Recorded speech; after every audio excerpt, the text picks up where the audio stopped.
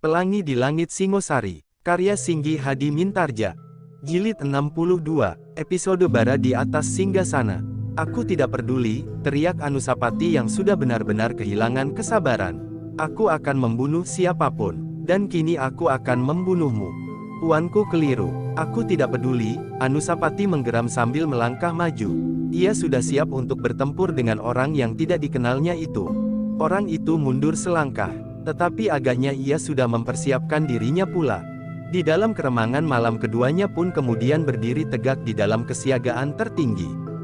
Tuanku benar-benar akan melakukan kekerasan, berkata orang itu. Jangan menganggap aku anak-anak lagi, sahut Anusapati, kau memang datang untuk memancing persoalan. Untuk memancing kekerasan, jadi kau tidak usah menilai tindakanku lagi. Aku yakin inilah yang kau ingini. Orang itu terdiam sejenak, namun tampaklah bahwa ia menjadi semakin tegang. Bahkan tiba-tiba ia berkata lantang, memang, inilah yang aku kehendaki. Aku ingin tahu apakah benar putra mahkota Singasari yang pernah membunuh pelatihnya sendiri itu benar-benar seorang yang tidak ada duanya di seluruh jagat. Aku adalah saudara laki-laki dari orang yang terbunuh itu, dan kini aku akan menuntut balas. Belum lagi orang itu mengatupkan mulutnya. Anusapati telah memotong, bersiaplah. Aku akan mulai. Orang itu terdiam. Ketika Anusapati melangkah maju, ia tetap berdiri di tempatnya. Jadi kau adalah saudara orang yang terbunuh itu, desis Anusapati, aku tidak akan ingkar. Akulah yang membunuhnya. Orang itu tidak menjawab namun tiba-tiba saja ia melangkah maju dan dengan lincahnya ia meloncat menyerang Anusapati. Tangannya terjulur lurus ke depan, sedang tangannya yang lain bersilang di dadanya. Tetapi Anusapati pun sudah siap menghadapi serangan itu. Dengan tangkas pula ia meloncat ke samping menghindari serangan yang mengarah ke lehernya. Tetapi lawannya yang kehilangan sasaran itu tidak membiarkannya menghindar. Ketika kakinya berpijak di atas pasir, maka ia telah melingkar. Badannya terbungkuk ke depan sedang kakinya yang lain terjulur lurus dengan tubuhnya, menyambar Anusapati. Anusapati terpaksa meloncat surut, namun ketika telapak kaki lawannya lewat menyambar di hadapannya, ia telah membalas serangan itu. Sebuah serangan mendatar dengan telapak kakinya yang mengarah ke lambung lawannya yang masih bergerak oleh kekuatannya sendiri. Serangan itu dalam begitu cepatnya, sehingga lawannya yang berdiri pada satu kakinya itu tidak sempat menghindar. Yang dapat dilakukan adalah justru menjatuhkan dirinya dan berguling menjauh. Demikianlah perkelahian itu segera meningkat menjadi perkelahian yang seru. Anusapati ternyata sudah memiliki kemampuan yang cukup untuk menghadapi lawan yang tangguh. Selama ini Anusapati seakan-akan hanya sekedar berlatih dengan Mahisa Agni, dengan Sumekar dan dengan batu-batu. Sekali ia pernah berkelahi melawan pelatihnya sendiri. Tetapi pelatihnya itu tidak dapat memberi perlawanan yang seimbang, sehingga perkelahian itu tidak dapat dinilai sepenuhnya. Kini Anusapati mendapat lawan yang tangguh. Orang yang menyebut dirinya saudara laki-laki gurunya yang terbunuh itu ternyata memiliki kemampuan yang tinggi, jauh lebih tinggi dari kemampuan prajurit yang terbunuh itu sendiri. Dengan demikian maka perkelahian itu berlangsung dengan serunya. Mereka berloncatan dengan cepatnya di atas pasir di dalam gelapnya malam. Bahkan mereka meloncat dari batu ke batu. Serang menyerang, seperti sepasang Garuda yang berlaga di udara. Sumekar yang masih bersembunyi di tempatnya, menyaksikan perkelahian itu dengan hati yang berdebar-debar. Tetapi ia tidak beranjak dari tempatnya. Tiba-tiba saja ia memang ingin melihat apa yang dapat dilakukan oleh putra mahkota itu menghadapi lawan yang tangguh. Kadang-kadang Sumekar terpaksa menahan nafasnya apabila Anusapati terdesak. Bahkan pernah Anusapati yang gagal menghindari serangan lawannya telah terlempar beberapa langkah. Hampir saja ia terbanting di atas batu sebesar punggung kerbau. Tetapi putra mahkota itu cukup lincah. Karena ia menggeliat, maka ia tidak menyentuh batu itu sama sekali. Tetapi ia terjatuh pada pundaknya di atas pasir di tepian. Demikianlah keduanya serang menyerang, desak-mendesak. Sekali-sekali terjadi benturan yang dahsyat dari dua kekuatan yang besar itu.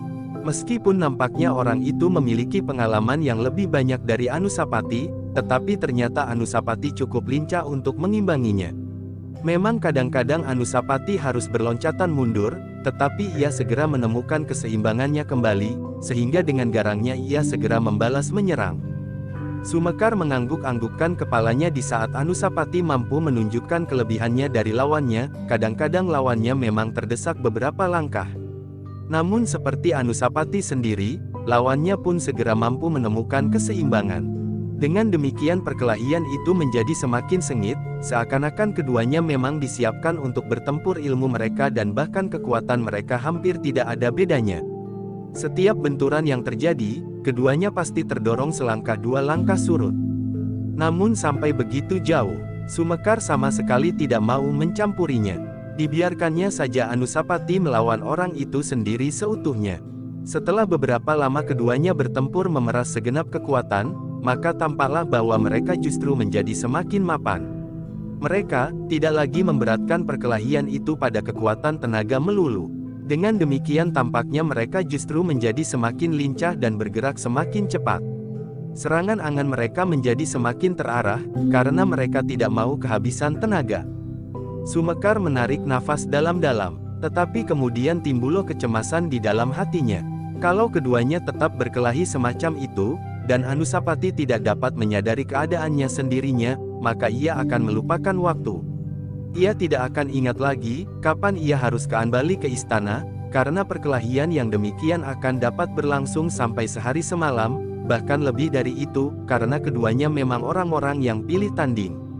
Meskipun demikian Sumekar tidak mau mengganggu perkelahian itu, ia masih juga bersembunyi di balik sebuah batu, menyaksikan perkelahian yang semakin lama menjadi semakin dahsyat.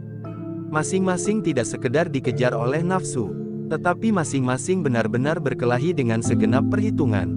Demikianlah pasir di tepian itu menjadi seperti telah dibajak karena kaki-kaki mereka yang bertempur itu. Batu-batu berserakan dan berloncatan di udara, tersentuh oleh serangan angan yang tidak mengenai sasaran. Ternyata malam berjalan terus, sehingga semakin lama semakin mendekati fajar. Dan kedua orang yang berkelahi itu masih juga terus berkelahi. Apakah keduanya tidak dapat mengenal waktu lagi? Desis Sumekar, jika fajar menyingsing dan putra mahkota masih berkelahi saja, maka ia akan terlambat masuk ke halaman istana. Dan itu akan sangat berbahaya baginya. Tetapi agaknya Anusapati tidak melupakan waktu. Ia sadar bahwa malam tetah jauh melampaui pusatnya. Karena itu, apabila ia tidak segera berhasil menyelesaikan perkelahian itu, maka ia akan kehabisan waktu. Karena itu, Anusapati yang sudah tersudut pada suatu kesulitan yang tidak dapat dihindarinya itu, tidak melihat jalan daripada kemampuan puncaknya. Ia sadar bahwa orang itu pun memiliki ilmu yang cukup tinggi. Tetapi dengan demikian akhir dari perkelahian itu akan segera dicapainya. Entah siapa yang harus menang dan siapa yang harus kalah. Apakah orang itu atau dirinya sendiri yang akan terkapar di atas pasir tanpa diketahui oleh seorang pun juga. Bahkan mungkin nasib yang akan dialami oleh siapapun yang akan kalah itu akan lebih jelek lagi dari prajurit yang terbunuh di jurang ini, karena tidak ada orang yang akan menemukan mayatnya atau mayatnya akan menjadi mangsa binatang buas yang kehausan atau menjadi makan burung gagak yang berterbangan di langit. Kalau aku tidak dapat membunuh orang itu, biarlah aku yang terbunuh. Berita tentang prajurit yang mati itu akan membuat Ayahanda Sri Rajasa murka, dan aku pun tidak akan dapat lari dari hukumannya. Bahkan mungkin aku akan menjadi pangawan Ewan di alun-alun Singasari, berkata Anusapati di dalam hatinya. Jika demikian, bagiku, bagi putra mahkota, akan lebih baik jika aku mati saja di sini dan tidak seorang pun yang akan menemukan mayatku dan tidak seorang pun yang tahu, kenapa aku mati. Mungkin orang-orang di istana akan menyangka bahwa aku melarikan diri dari istana dan pergi jauh sekali. Atau mereka akan mencari aku ke Kediri. Tetapi ketika terkilas wajah ibunya yang suram, dada Anusapati berdesir. Kadang-kadang ia merasa kasihan juga kepada ibunya, karena ia tahu bahwa Sri Rajasa lebih senang tinggal di bangsal ibunya tirinya daripada di bangsal ibunya. Ken Umang memang lebih muda dan lebih banyak berbuat sesuatu untuk mencambil hati Sri Rajasa daripada ibunya yang lebih banyak diam dan menahan perasaan di dalam dada. Karena Anusapati berangan-angan, maka hampir saja kepalanya tersambar oleh serangan lawan. Untunglah bahwa ia masih mampu menghindar, meskipun ia harus berguling-guling di atas pasir yang basah. Aku tidak mempunyai pilihan lagi, desisnya, aku harus memilih di dalam saat serupa ini, meskipun bukan niatku membunuh atau dibunuh. Waktunya sudah semakin sempit. Kalau aku terlambat kembali ke istana, maka berarti aku harus mati saja di pinggir sungai ini.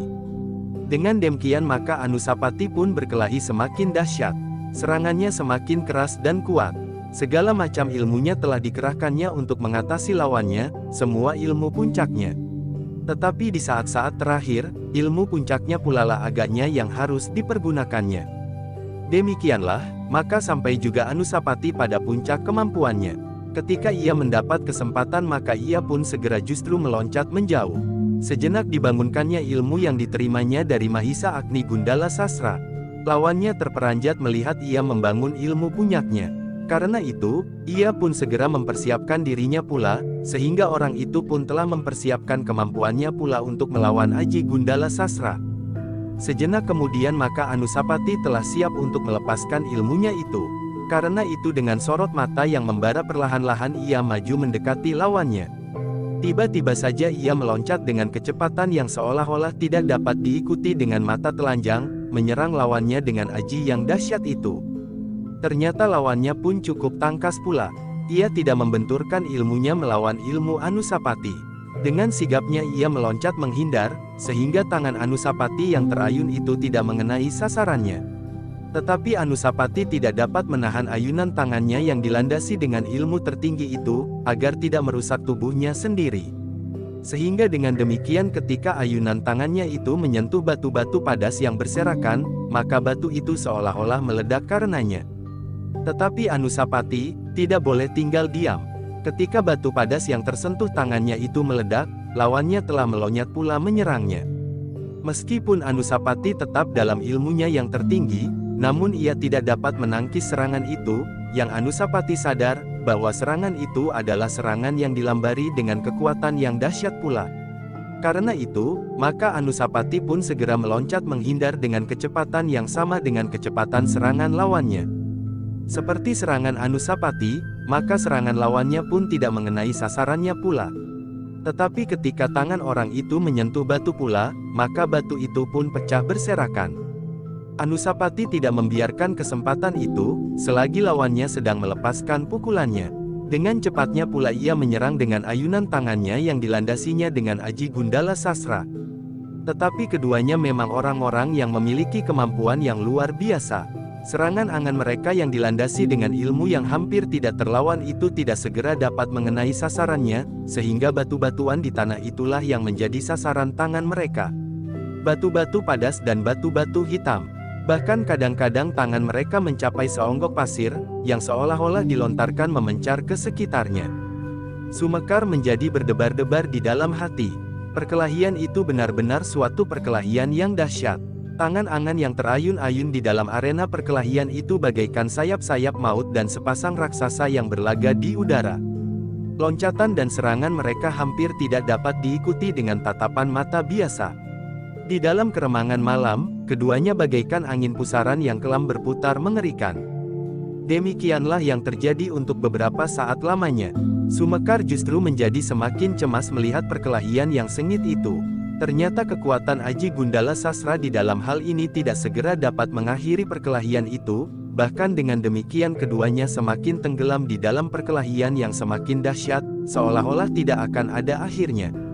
Apakah aku harus menunggu sampai fajar menyingsing dan putra mahkota itu akan terlambat? Sumekar berkata di dalam hatinya. Tetapi agaknya Anusapati pun menyadari akan hal itu. Ternyata tandangnya menjadi semakin garang di dalam kemampuan tertingginya, sehingga perkelahian itu menjadi mengerikan. Batu berserakan dan pasir berhamburan di udara. Seolah-olah tanah di sekitar perkelahian itu telah dilanda oleh gempa bumi yang paling dahsyat yang pernah terjadi.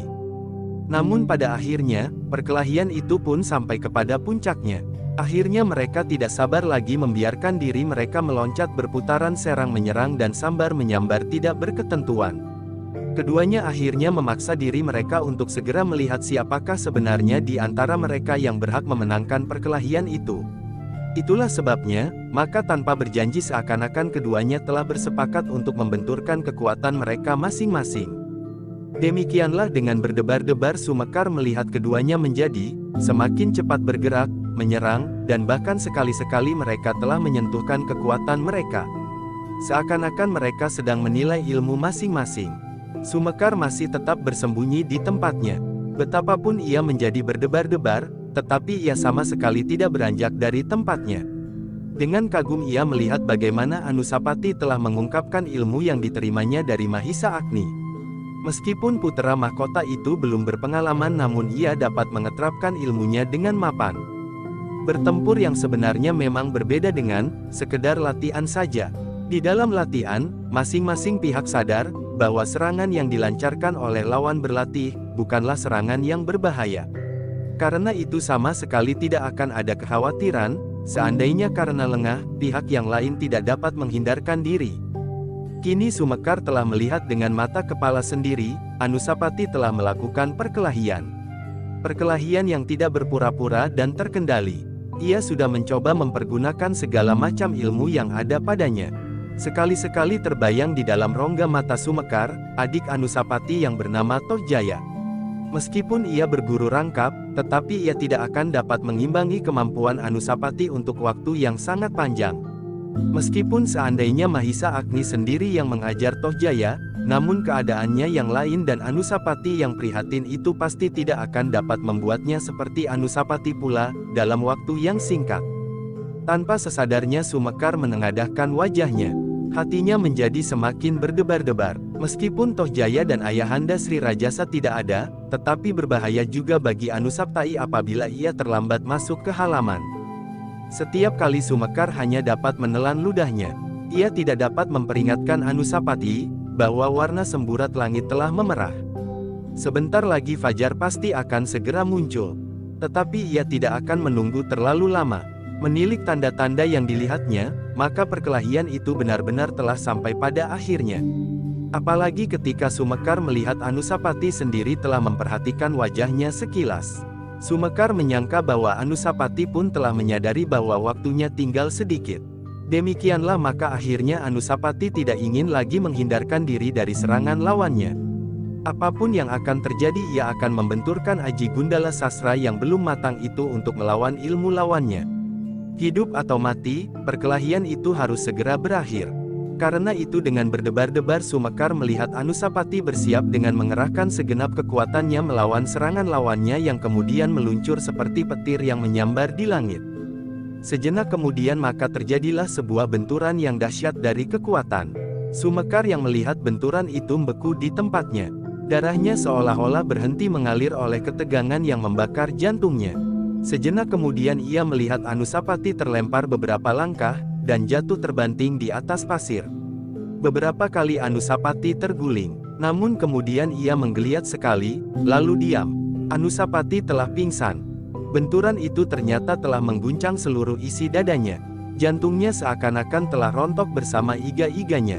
Matanya menjadi kabur dan malam yang gelap menjadi semakin gelap, sehingga semuanya menjadi hitam pekat. Ternyata kekuatan lawannya adalah kekuatan yang sangat besar melampaui kekuatan Aji Gundala Sasra yang telah dimilikinya, Aji Gundala Sasra yang belum masak. Pada itu di dalam keremangan malam, Sumekar melihat lawan Anusapati masih berdiri tetegak. Ia hanya terdorong selangkah surut. Namun kemudian seakan-akan tidak terjadi lagi sesuatu atasnya. Perlahan-lahan orang itu melangkah maju mendekati Anusapati yang terbaring di atas pasir, di pinggir sungai yang mengalirkan air gemericik berloncatan di sela-sela batu. Sumekar melihat orang itu berjongkok di samping Anusapati, kemudian meraba kening dan dahinya. Sumekar menarik nafas dalam-dalam, kemudian perlahan-lahan pula ia berdiri. Selangkah ia maju sambil berkata, "Dahsyat sekali. Perkelahian yang dahsyat sekali." Orang itu berpaling. Tetapi ia sama sekali tidak terkejut melihat kehadiran Sumekar. Bahkan perlahan-lahan ia berkata, "Aku melihat Kisanak mengikuti putra mahkota." Tetapi kemudian Kisanak seakan-akan telah hilang di dalam jurang ini. Sumekar mengangguk-anggukkan kepalanya. Katanya, "Jadi kau melihat aku juga?" "Ya." Sumekar berdiri mematung sejenak. Kemudian perlahan-lahan ia melangkah maju. "Tuanku Anusapati telah pingsan. Apakah keadaannya berbahaya?" Tidak berbahaya. Ia akan segera menjadi baik." Sumekar pun kemudian mendekatinya. Ia masih mendengar nafas Anusapati yang tersendat-sendat. "Lepaskan ikat pinggangnya," desis orang yang telah melukai Anusapati itu. Sumekar kemudian melepas ikat pinggang Anusapati. Perlahan-lahan ia menggerakkan tangannya dan perlahan-lahan pula memijit lambungnya. Sejenak kemudian Anusapati menjadi semakin teratur. Sejuk udara di malam hari yang menyentuh keningnya membuatnya perlahan-lahan menyadari dirinya. Ketika ia membuka matanya, maka yang pertama-tama dilihatnya adalah bintang-bintang yang kabur di langit. Kemudian bayangan yang suram dan dua orang yang berjongkok di sampingnya. Perlahan-lahan Anusapati mulai teringat kembali apa yang telah terjadi atasnya. Karena itu tiba-tiba saja ia berusaha bangun. Namun keadaannya masih terlampau lemah, sehingga kepalanya kembali terkulai di atas pasir. "Berbaringlah dahulu tuanku," Sumekar berbisik di telinga Anusapati. "Siapa kau?" bertanya Anusapati. Suaranya serasa pernah ia dengar. "Hamba Sumekar tuanku." "Paman Sumekar, paman ada di sini pula?" "Ya, tuanku. Hamba mengikuti tuanku keluar dari istana. Paman datang ke tempat ini bersamaan dengan kedatanganku." "Hamba tuanku, paman melihat aku bertempur." "Hamha tuanku, hamba melihat tuanku membenturkan kekuatan Aji Gundala Sasra." Anusapati menarik nafas dalam-dalam. Dengan dada yang berdebar-debar ia bertanya, "Di manakah lawanku tadi?" Sumekar tidak menjawab, tetapi ia berpaling dan memandang awan.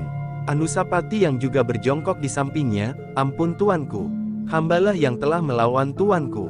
Kau." Sekali lagi Anusapati berusaha bangkit. Kali ini tubuhnya sudah menjadi semakin kuat, sehingga ia berhasil duduk di atas pasir. "Kenapa kau tidak membunuh aku sama sekali? Apakah Paman Sumekar telah mencegahmu dengan Aji Kalabama?" "Tidak tuanku." Sumekarlah yang menyahut, "Hamba tidak melibatkan diri di dalam perkelahian ini. Hamba hanya sekedar melihat betapa Aji Gundala Sasra berbenturan dengan Aji Brajapati." "Brajapati?" bertanya Anusapati. "Hamba tuanku." Anusapati pun kemudian berdiri tertatih-tatih. Tetapi ia segera mempersiapkan dirinya kembali untuk bertempur apabila lawannya mulai menyerang. "Hamba tidak akan bertempur lagi tuanku," berkata lawannya yang kemudian berdiri pula. Tetapi tiba-tiba saja ia membungkukkan badannya dalam-dalam. "Siapakah kau sebenarnya dan apakah maksudmu?" "Ampun tuanku, hamba hanya ingin sekali bertempur melawan Aji Gundala Sasra." "Kau akan menunjukkan kelebihan Aji Brajapatimu." "Sama sekali tidak. Aji Gundala Sasra tidak kalah dahsyatnya dari Aji Brajapati. Apalagi Aji Gundala Sasra yang hampir sempurna pada Mahisa Agni sekarang." Dada Anusapati menjadi semakin berdebar-debar. Ternyata orang itu mengetahui tentang banyak hal dari dirinya, bahkan mengenal Mahisa Agni. Karena itu maka sekali lagi ia bertanya, "Siapakah kau sebenarnya?" "Ampun tuanku, hamba adalah orang dan padepokan yang jauh terpencil. Padepokan yang sepi, meskipun hamba pernah juga tinggal di kota ini." "Ya, siapa namamu?" "Nama hamba Witantra." "Witantra," Anusapati mengulang. Tanpa sesadarnya kepalanya terangguk-angguk kecil, "Kau kenal Paman Mahisa Agni?" "Apakah Mahisa Agni tidak pernah menyebut nama hamba?" Anusapati mengerutkan keningnya. Mungkin Paman Mahisa Agni pernah menyebut nama Witantra dan pernah pula menyebut Aji Bajrapati, Aji Surapati dan Aji Bajrakumala. "Tidak semuanya hamba miliki," jawab Witantra.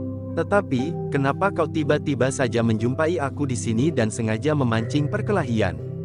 Witantra menarik nafas dalam-dalam. Kemudian jawabnya sambil menengadahkan wajahnya ke langit, "Sebentar lagi fajar akan menyingsing. Sebaiknya tuanku segera kembali ke istana. Biarlah Ki Sumekar menjelaskan kepada tuanku kenapa hamba berbuat begitu." Anusapati mengerutkan dahinya pula. Katanya, "Jadi Paman Sumekar mengetahui apa yang terjadi." "Secara kebetulan tuanku, tetapi hamba akan mencoba mengerti apakah sebabnya Ki Witantra telah berbuat demikian." "Tetapi adalah benar sekali katanya, bahwa sebentar lagi fajar akan menyingsing. Tuanku harus sudah berada di istana. Waktu kini sudah sempit sekali." Anusapati mengangguk-angguk. Katanya, "Baiklah, aku akan segera kembali ke istana." Setelah minta diri kepada Witantra, maka Anusapati dan Sumekar pun segera meninggalkan jurang itu kembali ke istana. Langkahnya yang masih gontai memaksanya untuk berpegangan kepada Sumekar ketika ia memanjat tebing. Tetapi kemudian Anusapati berjalan lebih dahulu beberapa puluh langkah dari Sumekar. Witantra yang mereka tinggalkan di barah, di antara tebing yang curam, memandang putra mahkota itu dengan hati yang berdebar-debar. Ternyata darah Tunggul Ametung mengalir pula di dalam tubuhnya. Anak itu agak terlampau cepat marah. Apalagi lingkungannya yang tidak menguntungkannya. Sehari-hari ia harus menekan perasaannya, menyimpan kemarahan dan merendam kata hati. Dalam kesempatan tertentu, semuanya itu akan meledak. Witantra bergumam kepada diri sendiri, tetapi juga kemampuannya menakjubkan. Hanya anak tunggul Ametung, di bawah asuhan Mahisa Agni sajalah, seorang anak yang semudah itu mampu melepaskan Aji Gundala Sastra demikian kuatnya, sehingga aku terloncat selangkah surut. Sambil mengangguk-anggukkan kepalanya Witantra memandang Anusapati yang memanjat tebing bersama Sumekar itu sampai mereka hilang di balik tanggul. Hampir saja aku salah menghitung. Kalau aku terlampau sedikit melepaskan tenaga Aji Bajrapati, maka akulah yang pasti akan pingsan. Kalau tidak ada orang lain, aku pasti akan dibunuhnya. Sekali lagi Witantra menarik nafas dalam-dalam. Kemudian perlahan-lahan ia pun segera bergerak meninggalkan jurang itu, sementara langit menjadi semakin merah. Dan Witantra masih bergumam, mudah-mudahan Mahisa Agni berhasil membentuk putra mahkota menjadi seorang yang pantas menduduki tahta kelak. Meskipun Mahisa Agni kini berada di Kediri, tetapi hadirnya Sumekar di istana akan dapat melanjutkan usahanya. Dalam pada itu, Anusapati berjalan dengan tergesa-gesa kembali ke istana. Meskipun tubuhnya masih terlampau lemah, namun ia berusaha untuk berjalan secepat-cepatnya, karena fajar telah menjadi semakin merah. Untunglah bahwa Anusapati masih dapat mencapai istana sebelum terang tanah. Dengan tergesa-gesa ia meloncati dinding dan berjalan tersuruk-suruk di antara pepohonan di halaman, di antara batang-batang perdu dan pohon bunga-bungaan. Dengan hati-hati sekali Anusapati melintasi halaman bangsalnya, ketika tidak ada peronda yang sedang lewat, dan dengan diam-diam memasuki biliknya. Secepat-cepatnya Anusapati segera berganti pakaian meski ia tidak cemas apabila karena sesuatu harus segera keluar dari bangsal dengan pakaian itu dan dilihat oleh orang lain, maka hal itu pasti akan membahayakannya. Demikianlah, baru saja ia selesai, maka istana itu seolah-olah telah terbangun karenanya.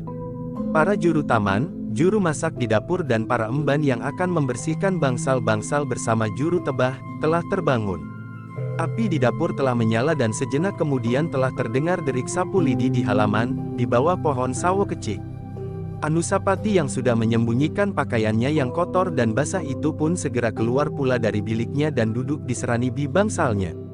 Dilihatnya di dalam keremangan cahaya fajar, hamba istana berjalan hilir mudik menuju ke tempat kerja mereka masing-masing, sedang para prajurit peronda pun telah kembali ke gardu pula.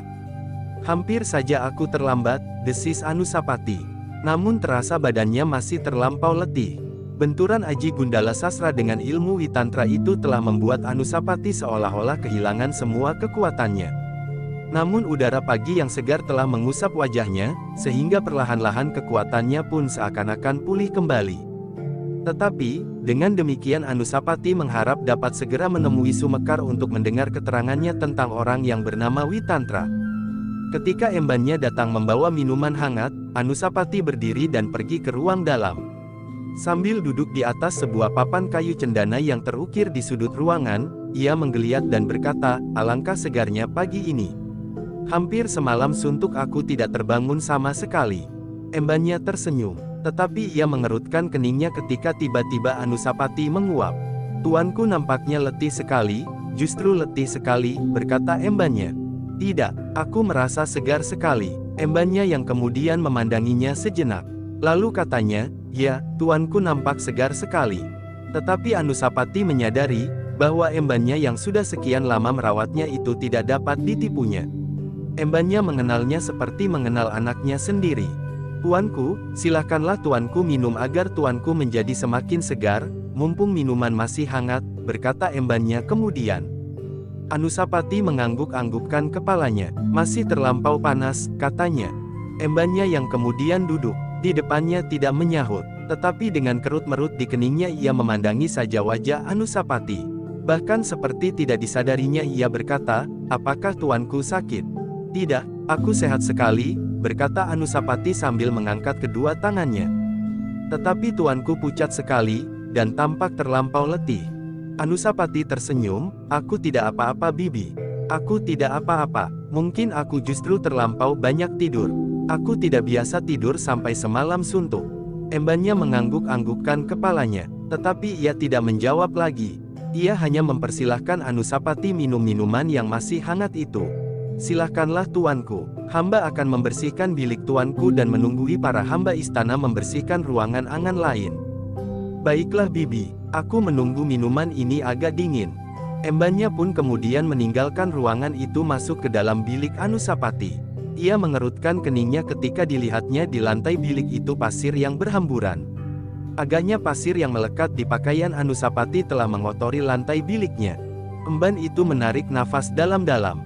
Sambil mengangguk-anggukkan kepalanya ia membersihkan lantai bilik itu.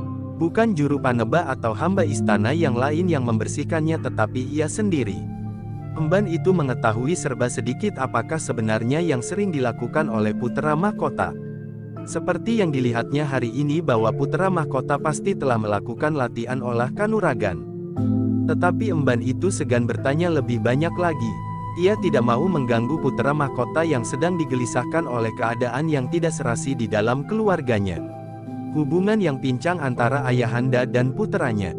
Sebenarnya bagi emban itu agaknya sudah jelas, apa yang terjadi dengan Anusapati. Hadirnya Ken Umang di dalam keluarga utama sebenarnya telah membuat hubungan keluarga di dalam istana itu menjadi buram. Dalam pada itu, ketika Anusapati kemudian meninggalkan ruangan setelah minum beberapa teguk dan memasuki biliknya yang sedang dibersihkan, ia menjadi terkejut sendiri ketika dilihatnya seonggok pasir di sudut ruangan.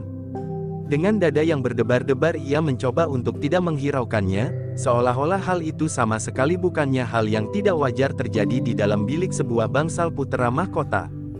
Tetapi embannya lah yang kemudian berkata, "Tuanku, bilik ini terlampau kotor oleh pasir yang berserakan. Mungkin aku lupa mencuci kakiku semalam. Aku langsung pergi ke dalam bilik ini setelah aku berjalan semalaman. Pasir yang melekat di kakiku agaknya terlampau banyak, karena kakiku agak basah. Pasir di halaman adalah pasir yang putih tuanku. Tetapi pasir ini adalah pasir yang hitam, pasir di tepian sungai." Anuspati terperanjat, tetapi embannya segera menyambung, "Jangan gelisah. Hamba tidak akan mempersoalkannya dengan siapapun. Dan bukankah hamba pernah membantu tuanku memanasi sebakul pasir? Meskipun tuanku sudah dewasa agaknya tuanku masih senang bermain-main dengan pasir. Dimanapun dan kapanpun juga." Anusapati menarik nafas dalam-dalam, ia tidak perlu ingkar. Embannya memang sudah mengetahui serba sedikit. "Tolonglah Bibi, bersihkan pasir itu. Aku juga menyembunyikan pakaianku yang kotor oleh pasir serupa itu." Embannya tersenyum. Jawabnya, "Jangan cemas terhadap hamba tuanku. Kalau hamba melakukan tugas hamba sebaiknya di dalam bangsal putra mahkota ini mungkin keadaannya sudah berbeda." Iya, aku tahu, dan aku berterima kasih sekali kepada Bibi." "Ah sudahlah, silahkan tuanku berada di luar dahulu. Hamba belum selesai membersihkan bilik ini." Anusapati pun kemudian pergi keluar dan memutari tangga bangsalnya. Suasana istana ini masih terlampau sepi. Bukan saja karena masih terlampau pagi, tetapi karena Sri Rajasa memang tidak ada di istana bersama para panglima beberapa orang senapati dan putranya Tohjaya. Dengan lemahnya Anusapati melangkah satu-satu di halaman. Tanpa sesadarnya ia sudah berada di depan regol petamanan. Dilihatnya di dalam petamanan itu beberapa orang juru taman sedang membersihkannya dengan sapu lidi. Ketika salah seorang dari mereka melihat Anusapati, segera membengkokkan kepalanya sambil berkata, "Masih sepagi ini tuanku sudah ada di petanaman." Anusapati memandang juru taman itu dengan tatapan mata yang letih. Tetapi ia mencoba untuk tersenyum dan berkata, "Alangkah segarnya pagi ini. Aku bingung terlampau pagi. Aku sudah berjalan-jalan mengelilingi halaman istana." Juru taman itu mengerutkan keningnya ia melihat Anusapati pucat dan lelah. Sama sekali ia tidak melihat putra mahkota menjadi segar. Tetapi juru taman itu tidak mengatakannya. Anusapati sendiri tidak begitu menyadari keadaannya, ia tidak melihat wajahnya sendiri. Betapa ia mencoba melenyapkan semua kesan itu dari dirinya, tetapi ia tidak sepenuhnya berhasil. Ia menarik nafas dalam-dalam ketika ia melihat Sumekar ada di petamanan itu juga. Ia hampir tidak sabar lagi untuk mendengar ceritanya tentang orang yang bernama Witantra itu. Ia ingin segera tahu apakah alasan Witantra memancing perkelahian selain ingin mengetahui betapa jauh kemampuan Aji Gundala Sasra. Tetapi Anusapati tidak dapat begitu saja dengan serta-merta mendekatinya dan langsung bertanya kepadanya. Bagaimanapun juga ia harus bersabar, sampai kesempatan yang baik datang. Karena itu maka sejenak Anusapati mondar-mandir di petanaman. Dilihatnya berbagai macam bunga yang sedang berkembang. Kadang-kadang ia memetik setangkai, tetapi kemudian ditaruhnya bunga itu di sisi regol. Ketika Anusapati sedang asyik melihat setangkai kembang menur yang memancarkan warnanya yang putih, Sumekar menghampirinya. Kemudian sambil berjongkok di samping Anusapati ia berbisik, "Pagi-pagi benar Tuan sudah datang ke petamanan." "Ya, aku ingin Paman segera bercerita. Tetapi keadaan tuanku menumbuhkan pertanyaan. Tuanku nampak letih dan pucat." "Begitu." Emban juga berkata begitu. "Sebenarnya lah tuanku, sebaiknya tuanku pergi beristirahat di bangsal. Nanti hamba akan menghadap." "Kau akan menghadap aku di bangsal?" "Tidak, hamba akan memelihara tanaman di halaman bangsal di hampir tengah hari. Tuanku sempat tidur sejenak, supaya keadaan tuanku menjadi bertambah baik. Kalau saat ini ayahanda tuanku melihat keadaan tuanku pasti segera tumbuh pertanyaan apa saja yang sudah tuanku lakukan semalam atau seandainya ibunda permaisuri yang melihatnya tuanku pasti disangkanya sakit." Agaknya benturan kekuatan yang terjadi itu terlampau berat bagi tuanku. Masih tampak di wajah tuanku, keadaan tuanku yang sangat lemah. Anusapati mengangguk-anggukkan kepalanya. Jawabnya, "Baiklah Paman. Sebenarnya aku ingin segera tahu, siapakah sebenarnya Paman Witantra itu. Tetapi tuanku harus menjaga agar tuanku tidak menumbuhkan pertanyaan di kalangan istana. Mungkin para prajurit atau siapapun yang melihat keadaan tuanku." Anusapati pun menurut nasihat Sumekar. Sejenak kemudian ia pun segera meninggalkan taman itu dan kembali ke bangsalnya. Ketika ia memasuki bangsalnya dilihatnya embannya masih membenahi biliknya. Beberapa orang hamba istana masih juga sibuk membersihkan bangsalnya, mencuci ukiran umpak tiang dan membersihkan dinding-dinding kayu. "Dari mana tuanku sepagi ini?" bertanya embannya. "Dari Taman Bibi. Aku mencoba untuk membuat diriku menjadi segar. Tetapi seorang juru taman berkata pula kepadaku bahwa aku pucat dan letih." "Sebenarnya lah begitu tuanku," jawab embannya, "seperti yang sudah hamba katakan, tuanku memang letih dan pucat. Aku akan beristirahat Bibi. Aku akan tidur. Kalau ibunda memanggil katakanlah bahwa hamba agak pening sedikit. Tetapi apabila tidak ada utusan ibunda jangan kau katakan apapun. Nanti siang aku akan menghadap ibunda." Memenuhi nasihat Sumekar, Anusapati pun kemudian terbaring di pembaringannya. Ia dapat tidur dengan tenang, karena ayahanda Sri Rajasa dan Adinda Tohjaya tidak ada di istana, sehingga ia merasa tidak terganggu karenanya. Hampir tengah hari Anusapati baru terbangun. Kini ia benar-benar merasa tubuhnya menjadi segar. Kekuatannya sudah pulih kembali meskipun ia menjadi agak pening. Ternyata benturan kekuatannya dengan kekuatan Witantra telah menggoncangkan sendi-sendinya. "Apakah Paman Sumekar sudah berada di halaman?" bertanya kepada diri sendiri. Karena itu, Anusapati pun segera bangkit. Setelah membenahi diri, ia pun segera keluar dari biliknya. Ternyata bangsal itu sudah menjadi sepi. Hamba istana yang membersihkannya sudah tidak ada lagi. Bahkan embannya pun sudah pergi pula. Namun di depan bangsal itu Anusapati melihat seorang juru taman yang sedang asyik membersihkan pohon bunga-bungaan. "Paman Sumekar," Anusapati berdesis. Sumekar berpaling. Kemudian sambil tersenyum ia berkata, "Tuanku kini benar-benar sudah menjadi segar." Anusapati pun tersenyum pula. Perlahan-lahan ia mendekati Sumekar yang sedang sibuk. "Apakah Paman dapat menceritakannya sekarang?" Sumekar mengangguk-anggukkan kepalanya. Jawabnya, "Baiklah tuanku, tetapi di sini sajalah," sambil menyiangi pepohonan. "Ya di sini saja." Anusapati kemudian berjongkok di samping Sumekar yang nampaknya sedang sibuk. Ketika dua orang prajurit lewat di depan bangsal itu terkejut karenanya ketika tiba-tiba mereka melihat putra mahkota berjongkok di halaman. Prajurit itu pun kemudian berhenti sambil membungkukkan kepalanya dalam-dalam. Anusapati berpaling. Baru setelah ia mengangguk pula maka kedua prajurit itu pun berjalan lewat. "Apa kerja putra mahkota itu?" bertanya salah seorang dari kedua prajurit itu. "Mungkin ia memang tidak mempunyai pekerjaan lagi daripada mengurus masalah-masalah yang sama sekali tidak penting," jawab yang lain. "Itu tidak sesuai dengan kedudukannya. Memang agaknya putra mahkota tidak mempunyai cukup wibawa. Adalah tidak pantas, ia berjongkok bersama seorang juru taman di halaman. Kawannya mengangguk-anggukkan kepalanya. Ia telah merendahkan dirinya sendiri. Adalah salahnya sendiri kalau hambanya tidak menghormatinya kelak, apabila ia benar-benar menggantikan Sri Rajasa apabila sampai waktunya. Kawannya masih mengangguk-anggukkan kepalanya. Kau hanya mengangguk-angguk saja. Apakah tanggapanmu tentang hal ini? Aku mempunyai pendirian lain, jawab kawannya. Aku memandangnya dari sudut yang berbeda.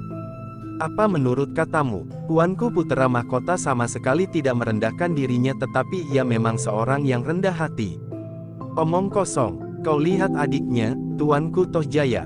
Ia adalah gambaran seorang putera maharaja yang besar seperti Sri Rajasa. Kawannya tidak menjawab. Banyak orang yang bercerita tentang Putera Mahkota. Apakah kau belum pernah mendengar tentang dirinya? Ya, bukankah umurku lebih banyak dari umurmu? Ketika kau lahir aku sudah dapat mengejar burung gelatik muda. Nah, apakah kau tahu siapakah sebenarnya Anusapati itu? Hus, kau merendahkannya. Ia adalah Putera Mahkota. Aku melihat perbedaan yang besar dari Aku Tunggul Ametung dan Sri Rajasa sekarang. Kau mengenal Aku Tunggul Ametung? Berapa umurmu ketika Aku terbunuh? Kawannya itu tidak menyahut. Aku mempunyai pandangan yang berbeda dengan kau. Tuanku Putera Mahkota adalah seorang yang rendah hati. Berbeda dengan Tuanku Tohjaya, ia adalah gambaran dari seorang yang paling sombong yang pernah menghuni istana ini. Ah, itu anggapanku, dan mudah-mudahan aku keliru. Tetapi aku justru hormat kepada Tuanku Putera Mahkota yang tidak membeda-bedakan siapa saja dari hamba-hambanya. Ia mau duduk di sisi seorang juru taman di sisi embannya dan bahkan kadang-kadang di gardu peronda. Tidak pantas bagi seorang Putera Mahkota. Itu tanggapan yang salah. Agaknya kesombongan memang sudah menjalar di seluruh isi istana. Prajurit yang muda itu tidak menyahut satu agi. Tetapi keningnya tampak berkerut-merut. Mereka kemudian berjalan saja sambil membisu sampai ke gardu mereka. Kawan-kawan yang melihat wajah keduanya menjadi heran. Seorang yang lebih tua lagi dari mereka bertanya, apakah kalian bertengkar? Berebut sawo yang jatuh di halaman belakang. Tidak, kami tidak apa-apa, kami hanya sekedar berbicara tentang Putera Mahkota. Prajurit yang bertanya itu tidak meneruskan pertanyaannya. Ternyata ia cukup bijaksana, karena ia tahu, bahwa masalah Putera Mahkota adalah masalah yang paling rawan untuk dibicarakan. Dalam pada itu, Anusapati masih tetap berjongkok di samping Sumekar yang sedang menyiangi pepohonan. Sambil mencabut rerumputan, Sumekar berkata, Witantra adalah sahabat Kakang Mahisa Agni. Anusapati mengangguk-anggukkan kepalanya, namun kemudian ia bertanya, tetapi kenapa ia memancing perkelahian? Kemudian bahkan melawan Aji Gundala Sasra dengan kekuatan ajinya pula. Itulah yang menarik, ia tidak sempat mengatakan alasan itu kepada hamba. Tetapi menilik sikap dan pembicaraan hamba dengan Ki Witantra sebelumnya, maka hamba menduga, bahwa Ki Witantra sekedar ingin tahu sampai di mana kemampuan tuanku. Ya, itu aku sudah menduga. Tetapi apakah maksudnya, baik atau sebaliknya? Aku kira maksudnya baik, ia sependapat dengan Kakang Mahisa Agni, bahkan tuanku kelak harus menjadi seorang raja yang besar. Kalau mungkin melampaui kebesaran ayahanda Sri Rajasa. Apakah hubungan antara Witantra dengan urusan ini? Ki Witantra ingin melihat Singasari yang besar. Ia adalah seorang yang pernah mengalami hidup di dalam istana ini. Di istana ini, ia adalah bekas panglima, pasukan pengawal. Oh, Anusapati mengerutkan keningnya. Maka, aku ingat. Witantra, panglima pengawal istana. Maksudnya pada Jams Aku Tunggul Ametung memerintah Tumapel yang kecil, yang masih termasuk salah satu wilayah Kediri. Hamba tuanku, apakah ia saudara seperguruan orang yang bernama Kebo Ijo, juga dari pasukan pengawal? Ya, uang benar. Oh, jadi ia adalah seorang yang pernah naik ke arena melawan Paman Mahisa Agni. Dari mana tuanku tahu? Pelatihku yang terbunuh itu pernah bercerita. Mahisa Agni pernah mengatakannya meskipun tidak lengkap. Adinda Tohjaya pernah juga mengatakannya. Sumekar menganggukkan kepalanya. Kalau Tohjaya pernah bercerita tentang Witantra, Kebo Ijo dan peristiwa yang menyangkut keduanya, maka kemungkinan terbesar adalah justru Sri Rajasa sendirilah yang bercerita kepadanya. Dan ternyata dugaannya itu benar karena Tohjaya mengatakan pula kepada Anusapati bahwa ia mendengarnya dari ayahanda Sri Rajasa. Ayahanda hanya mengatakannya kepada Adinda Tohjaya. Tetapi tidak kepadaku. Aku tidak mengerti kenapa ayahanda tidak mau mengatakannya kepadaku. Apakah aku memang tidak berhak, atau kalau dianggap oleh ayahanda sama sekali tidak penting bagiku? Mungkin ayahanda tidak sengaja, sahut Sumekar. Ayahanda barangkali lupa, kepada siapa ayahanda pernah bercerita. Mungkin ayahanda menganggap bahwa ayahanda Sri Rajasa pernah bercerita pula kepada tuanku. Bagaimana mungkin hal itu dapat terjadi? Ayahanda mempunyai banyak sekali kewajiban, sehingga ayahanda Sri Rajasa tidak akan sempat mengingat-ingat apakah yang pernah diceritakan kepada putera-puteranya. Anusapati menganggukkan kepalanya, tetapi wajahnya sama sekali tidak menunjukkan bahwa ia sesuai dengan keterangan Sumekar itu. Meskipun demikian Anusapati tidak membantah. Tetapi apakah yang dikatakan oleh tuanku Tohjaya? Seperti yang kau katakan, Witantra telah mencoba membela Kebo Ijo. Adinda Tohjaya mengatakan bahwa Witantra kakak seperguruan Kebo Ijo tidak mau melihat kenyataan bahwa Kebo Ijo telah bersalah karena membunuh Aku Tunggul Ametung. Ia mencoba mempergunakan pengaruhnya untuk membebaskan adik seperguruannya. Tetapi ketika Keho Ijo berusaha melarikan diri, ayahanda Sri Rajasa yang saat itu bernama Ken Arok berhasil menangkap dan membunuhnya. Sumekar mengangguk-anggukkan kepalanya. Memang cerita itulah yang sampai saat ini masih dikenal oleh rakyat Singasari. Kepahlawanan Ken Arok yang membuatnya disegani. Tetapi Sumekar pun telah pernah mendengar serba sedikit, apakah yang sebenarnya telah terjadi. Tetapi tidak pada tempatnya apabila ia mengatakannya kepada Anusapati. Dengan demikian pasti akan dapat timbul persoalan-persoalan baru yang gawat bagi Singasari. Kenapa paman diam saja? Bukankah memang demikian yang telah terjadi? Sumekar mengangguk-anggukkan kepalanya. Ya tuanku, demikianlah yang hamba ketahui. Dan sekarang paman Witantra telah muncul kembali. Apakah maksudnya yang sebenarnya? Aku tidak mengerti, di manakah sebenarnya ia berdiri.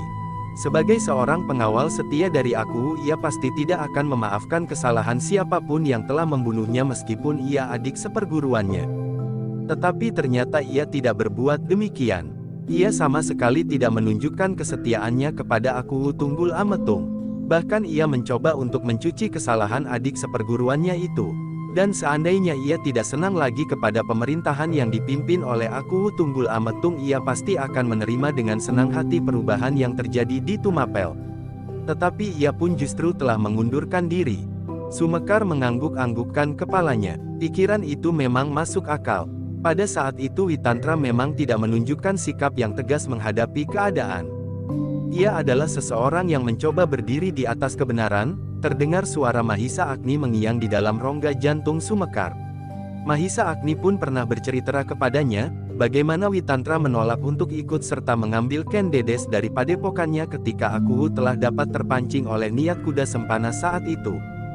Meskipun Witantra tahu Aku akan dapat menghukumnya, tetapi ia tetap pada pendiriannya, berkata Mahisa Agni lebih lanjut.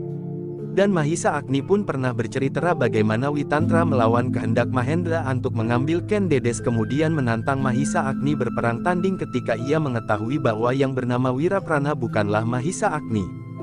Tetapi Sumekar masih juga belum menjelaskannya. Ia masih juga harus meyakinkan pendengarannya tentang orang yang bernama Witantra itu sendiri, karena seperti juga Anusapati. Sumekar mengenal cerita tentang Witantra sebelum kakak seperguruannya Kuda Sempana dan bahkan dari gurunya Empu Sada dan baru kemudian sebagian dari Witantra sendiri. Paman, bertanya Anusapati kemudian, bagaimanakah menurut paman tentang paman Witantra? Apakah kita dapat mempercayainya atau tidak? Ampun tuanku, hamba tidak tahu dengan pasti. Tetapi perasaan hamba mempercayainya.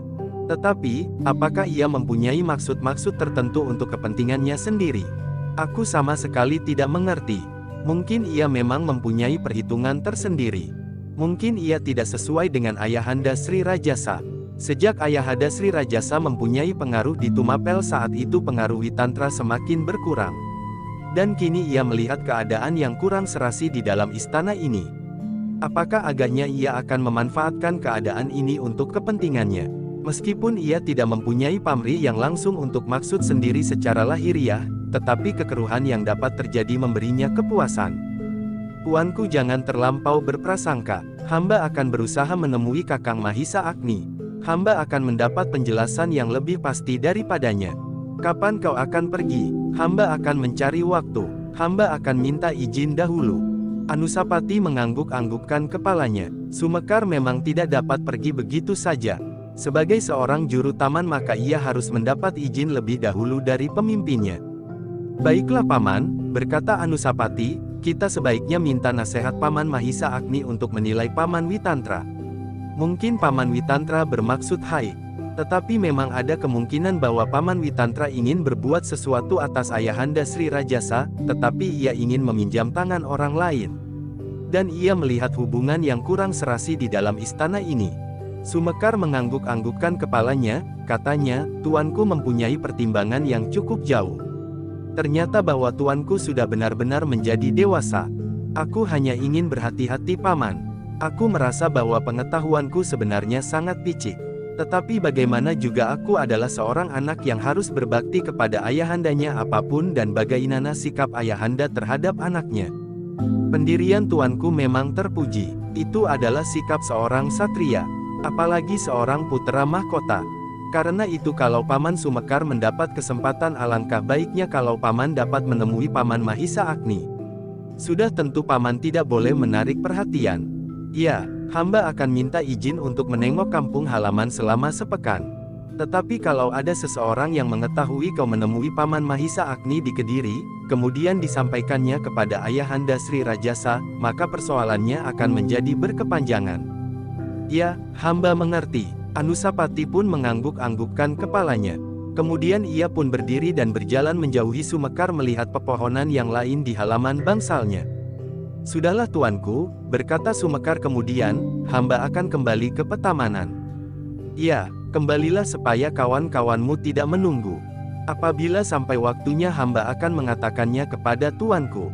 Anusapati mengangguk-anggukkan kepalanya, tetapi ia tidak menyahut. Dipandanginya saja Sumekar yang kemudian meninggalkan halaman. Sekali-sekali Sumekar masih juga berhenti berjongkok mencabut beberapa rumput liar yang tumbuh di dekat batang-batang bunga-bungaan. Hei, aku kira kau tertidur di depan bangsal putra mahkota itu, bertanya kawannya ketika ia melihat Sumekar kembali ke petamanan. Tuanku putra mahkota minta memindahkan sebatang pohon arum dalu. Kawannya mengangguk-anggukkan kepalanya, tetapi ia tidak memperhatikan Sumekar lagi yang kemudian mulai memotong daun pohon-pohon bunga yang kuning. Di hari berikutnya maka istana Singasari itu nampaknya telah mulai terbangun kembali karena Sri Rajasa bersama rombongannya telah kembali. Namun pada saat yang bersamaan, Sumekar telah menghadap pemimpinnya tetua para juru taman untuk minta izin mengunjungi keluarganya di padukuhannya selama sepekan. Begitu lama, bertanya pemimpinnya, ya Ki Lurah bukankah aku datang dari tempat yang jauh? Kalau aku mempergunakan waktu kurang dari itu, maka perjalanan pulang dan kembali ke istana tidak seimbang dengan hari-hari istirahat di tengah-engah keluarga. Pemimpinnya mengangguk-anggukkan kepalanya, tetapi kemudian ia berkata, tetapi agaknya putra mahkota menaruh perhatian khusus terhadapmu. Karena itu kau harus mohon diri kepada tuanku Patera Mahkota. Dada Sumekar berdesir karenanya. Ternyata menurut pengamatan pemimpinnya ia mendapat perhatian dari Purera Mahkota. Hal ini tidak menguntungkan baginya dan bagi Anusapati. Karena itu maka ia pun segera berkata, bukankah itu salah Ki Lurah? Akulah kemudian yang mendapat banyak sekali tugas yang tidak aku mengerti. Kenapa salahku? Ki Lurah lah yang pertama-tama mengatakan kepada Putra Mahkota bahwa aku memiliki kecakapan yang lebih baik dari yang lain. Padahal itu tidak benar. Pemimpinnya mengerutkan keningnya. Apakah aku pernah mengatakan hal itu? Ya, mungkin justru kepada Tuanku Tohjaya aku memang pernah mengatakan ketika Tuanku Tohjaya memerlukan seorang juru taman. Sebelum itu Ki Lurah pernah mengatakan pula kepada Tuanku Anusapati, sehingga akhirnya aku harus melayani kesukaannya kepada jenis-jenis bunga yang aneh. Pemimpinnya mengerutkan keningnya, ia tidak ingat lagi tentang hal itu, bahkan ia merasa bahwa ia tidak pernah berbuat demikian. Tetapi ia pun kemudian tertawa, tetapi bukankah kau senang menerima hadiah? Hadiah apa? Kalau kau harus memberikan pelayanan khusus di halaman bangsalnya. Ada-ada saja Ki Lurah. Aku tidak pernah mendapat apa-apa. Salah seorang embannya barangkali. Rambutku sudah mulai ubanan. Emban yang ubanan pula. Sumekar mengerutkan keningnya tetapi ia pun kemudian tersenyum sambil berkata, "Jadi apakah aku mendapat izin itu?" Pemimpinnya berpikir sejenak, namun kemudian ia menganggukkan kepalanya, "Baiklah. Tetapi kau harus menepati waktu yang kau tentukan sendiri itu." Sumekar pun kemudian menganggukkan kepalanya. Menurut perhitungannya waktu yang sepekan itu pasti sudah cukup. Ia dapat tinggal 1 malam saja di Kediri. Dan waktu yang 1 malam itu pasti sudah cukup untuk membicarakan banyak sekali masalah mengenai putra mahkota, Witantra dan bahkan mengenai Singasari. Seperti pesan pemimpinnya, Sumekar masih juga mohon diri kepada putra mahkota ketika akan berangkat. Sambil berbisik ia berpesan, "Hati-hatilah tuanku. Sebentar lagi tuanku pasti harus mulai lagi dengan latihan itu. Apabila ada sesuatu yang tidak berkenan di hati tuanku sebaiknya tuanku menahankannya. Kalau tuanku tidak dapat mengendalikan diri, maka keadaannya tidak akan menjadi semakin jernih. Adinda tuanku ternyata dapat berbuat apa saja untuk mencapai maksudnya." Anusapati pun mengangguk-anggukkan kepalanya. Dilepaskannya Sumekar pergi meninggalkan istana untuk sepekan. Terasa betapa hari-hari berikutnya akan menjadi sangat sepi bagi Anusapati. Jauh lebih sepi daripada ketika Sri Rajasa pergi berburu bersama Adinda Tohjaya. Seperti yang dikatakan oleh Sumekar, maka Anusapati segera mulai lagi dengan latihan-latihannya bersama Tohjaya dan yang semakin lama menjadi semakin berat. Tetapi gurunya yang baru ini tidak begitu menyakitkan hatinya seperti gurunya yang pertama. Bahkan kadang-kadang guru ini memandangnya dengan sorot mata yang aneh. "Paman," berkata Tohjaya pada suatu saat, "seperti yang pernah terjadi pada suatu waktu kita harus melakukan latihan di arena terbuka." "Ya," jawab gurunya, "tetapi waktunya masih lama." "Kenapa? Kami pernah melakukan sebelumnya. Dan ayahanda memang berpendapat bahwa sebaiknya kami mengadakan latihan dalam waktu-waktu tertentu." "Hamba sependapat tuanku, tetapi keadaan tuanku berdua harus menjadi mapan lebih dahulu." "Jadi maksud paman kami berdua masih belum mapan?" "Ya, masih belum mapan. Aku sedang membongkar bangunan lama yang aku anggap tidak berguna sama sekali dari tuanku berdua. Yang masih mungkin dipergunakan tetap akan hamba pergunakan. Barulah selelah bangunan baru nanti berbentuk tuanku akan mengadakan latihan terbuka. Tetapi tidak ada seorang senapati pun yang mencela ilmu kami sebelumnya. Kenapa paman menganggap bangunan itu tidak berarti? Mereka hanya melihat sepintas lalu. Hamba pun tidak akan melihat kesalahan lahan itu apabila hamba hanya sekedar melihat tuanku berdua berlatih 1-2 kali. Dan hamba pun tidak akan berkeberatan apapun seandainya hamba tidak harus menjadi guru tuanku, sehingga hamba harus menyesuaikan keadaan tuanku berdua dengan dasar-dasar dari ilmu hamba." Tohjaya mengerutkan keningnya. Ia merasa gurunya yang baru ini mempunyai sikap tersendiri. Gurunya yang lama tidak pernah berpikir sampai 2-3 kali. Apa yang dikehendakinya pasti disetujuinya. Meskipun demikian Tohjaya tidak dapat menolak. Gurunya yang baru ini adalah saudara sepupu ibunya yang harusnya lebih banyak memberikan kesempatan daripada orang lain. Dalam pada itu, Sumekar dengan tergesa-gesa kembali ke padepokan yang telah lama ditinggalkannya. Tetapi penghuni-penghuninya masih tetap mengenalnya karena setiap kali ia menengoknya, dan memberikan seekor kuda kepadanya. Selelah menyiapkan bekal secukupnya, maka Sumekar pun segera pergi ke Kediri untuk menemui Mahisa Agni. Namun ia sempat singgah ke Panawijen lama, ke sebuah padepokan baru, yang dihuni oleh kuda sempana. Dari kuda sempana ia mendapatkan beberapa keterangan yang lebih memantapkan dugaannya, bahwa Witantra adalah orang yang jujur dan tidak mempunyai pamrih yang berlebih-lebihan apalagi pamrih pribadi. "Aku pernah membencinya sampai ke ujung rambut seperti aku pernah membenci Mahisa Agni," berkata kuda sempana, "tetapi ternyata akulah yang salah." Sumekar mengangguk-anggukkan kepalanya. "Tetapi baiklah kau menemui Mahisa Agni." Demikianlah maka setelah bermalam semalam, Sumekar melanjutkan perjalanannya menuju ke Kediri. Ia berusaha untuk tidak menarik perhatian. Karena itu ia memasuki kota di senja hari, ketika gelap mulai menyelubungi kota. Sumekar dengan hati-hati memasuki halaman rumah Mahisa Agni. Sebuah halaman yang luas dan berdinding tinggi. 2 prajurit berada di gardu di depan regol. "Siapa?" bertanya salah seorang prajurit. "Aku datang dari Panawijen," jawab Sumekar sambil meloncat turun dari punggung kudanya. Kawannya bermain di masa kanak-kanak. "Kawan siapa?" "Mahisa Agni. Tuanku Mahisa Agni yang kau maksud." Ya, Siapa namamu? Sada seorang cantrik dari Padepokan Panawijen. Tunggulah di sini. Salah seorang dari kami akan menyampaikannya kepada seorang pelayan dalam. Sumekar menarik nafas dalam-dalam. Mahisa Agni adalah seorang yang penting di Kediri, meskipun kedudukan itu tidak menarik bagi Mahisa Agni sendiri. Ia lebih senang bebas seperti burung elang di udara tanpa ikatan yang sangat menjemukan itu. Tetapi ia tidak dapat menentang perintah Sri Rajasa yang berkuasa di Singasari dan Kediri.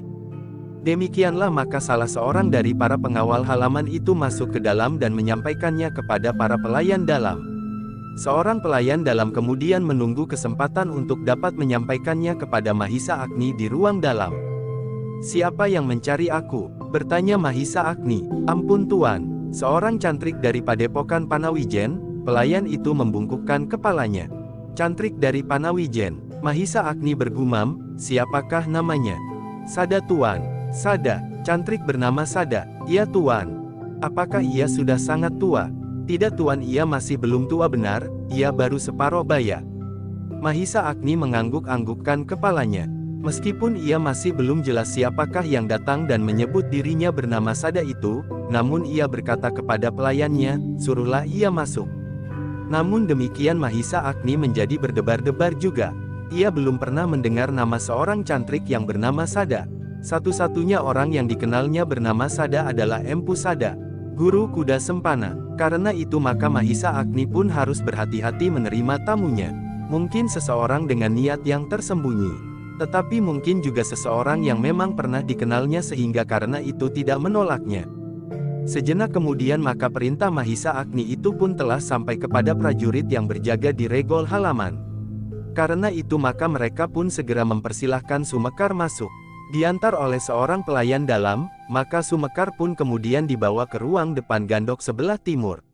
Disitulah biasanya Mahisa Agni menerima tamunya apabila tamu itu bukan seorang tamu resmi.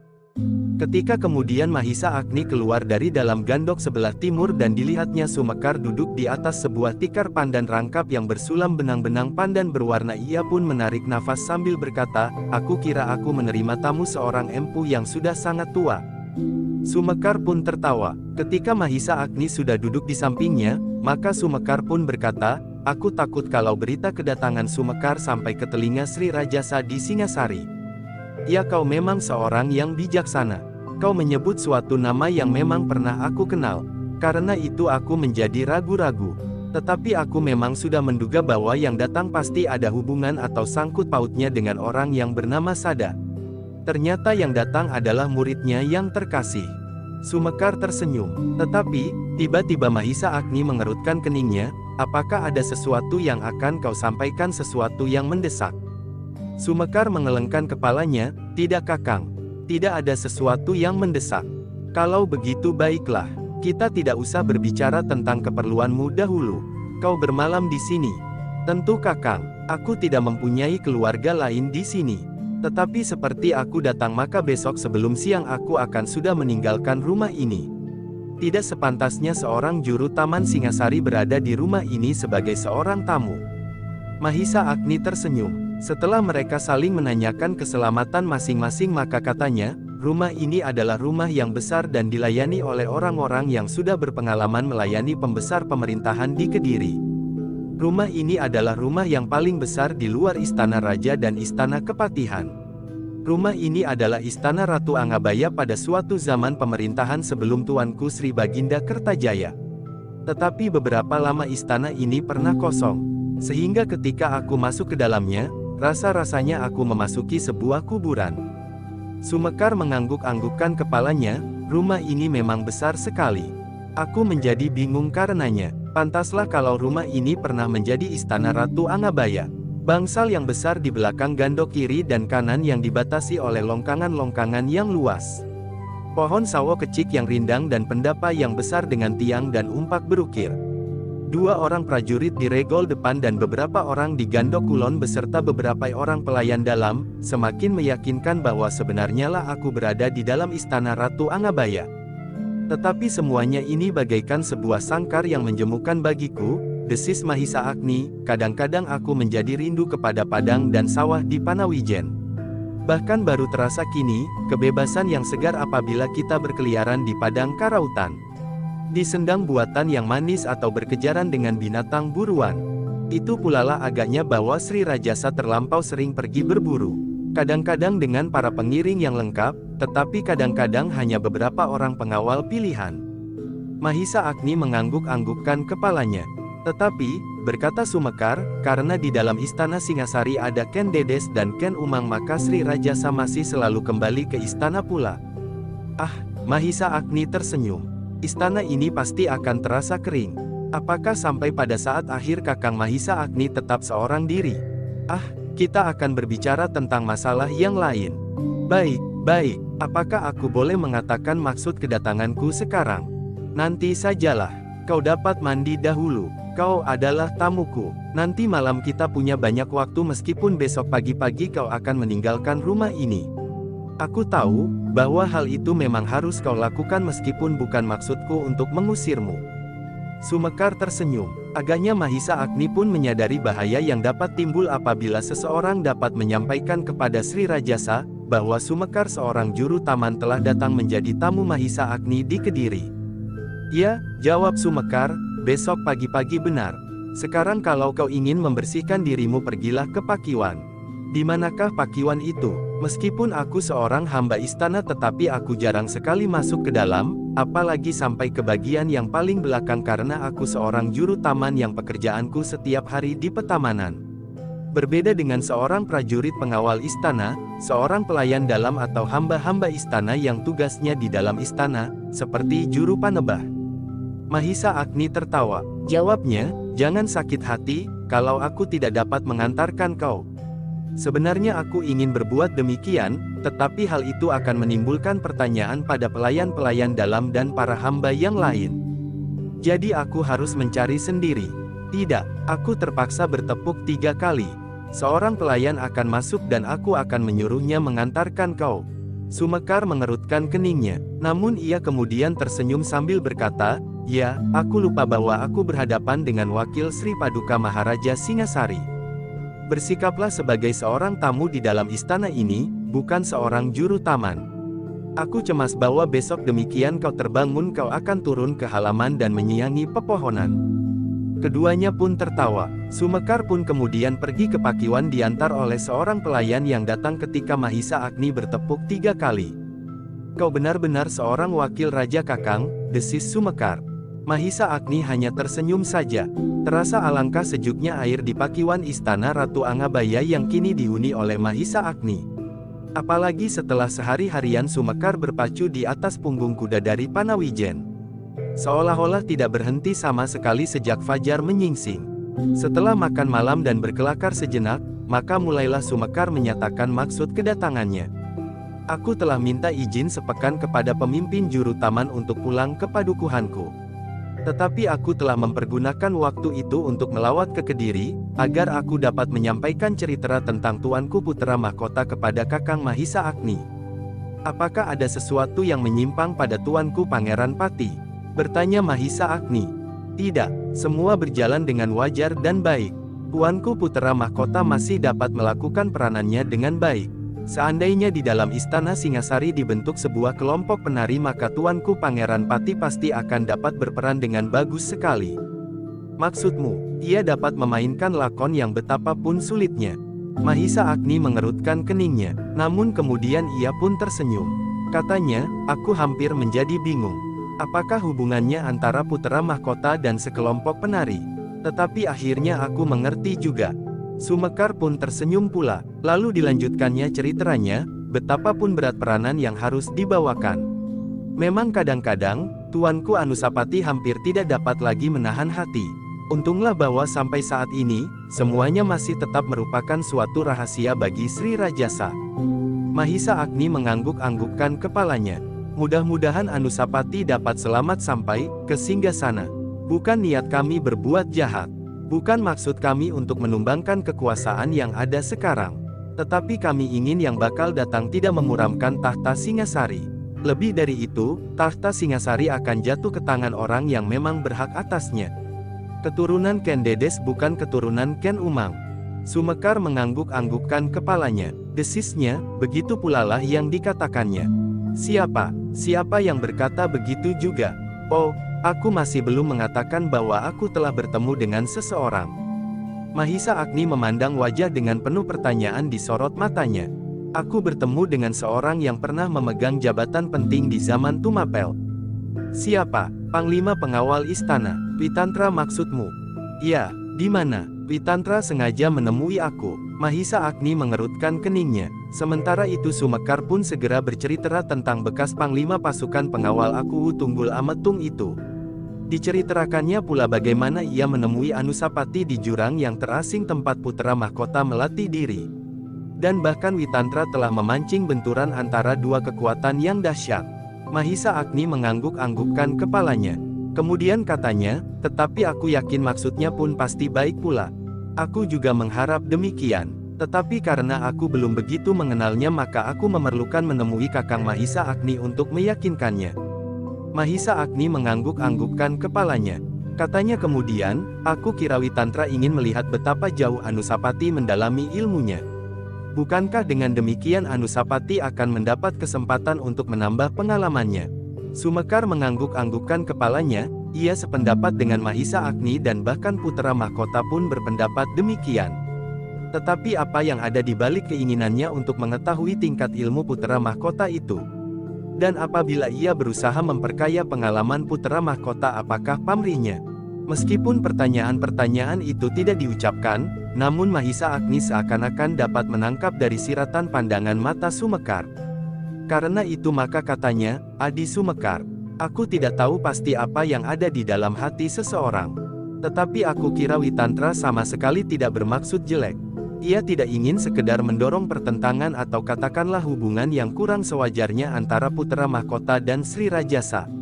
Meskipun Witantra banyak mengetahui mengenai latar belakang kehidupan Sri Rajasa di masa mudanya dan usahanya untuk mendapatkan kedudukannya yang sekarang, tetapi Witantra tidak akan mengguncang kebesaran Singasari sekarang. Hal itu disadarinya, tidak akan ada gunanya. Bahkan Witantra sebagai seorang pejuang di masa mudanya, pasti ingin melihat Singasari semakin berkembang. Tetapi sudah tentu Witantra tidak ingin pemerintahan Singasari itu jatuh ke tangan keturunan Ken Umang. Witantra adalah saudara iparnya yang mengetahui banyak tentang perempuan yang bernama Ken Umang itu. Perempuan yang jantung dan hatinya dibakar oleh ketamakan dan nafsu lahiriah yang berlebih-lebihan. Bahkan segala macam nafsu. Sumekar mengangguk-anggukkan kepalanya. Jadi, katanya, kesimpulan dari pendapat Kakang Mahisa Agni adalah, bahwa Kakang Mahisa Agni tidak berkeberatan sama sekali atas kehadiran Witantra di hari-hari mendatang dalam kehidupan putra mahkota.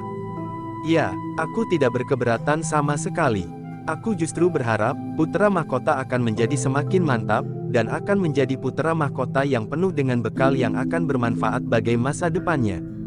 Bahkan Witara bukan sekedar seseorang yang berilmu mumpuni, tetapi ia juga memiliki pengetahuan dan pengalaman di dalam ilmu pemerintahan.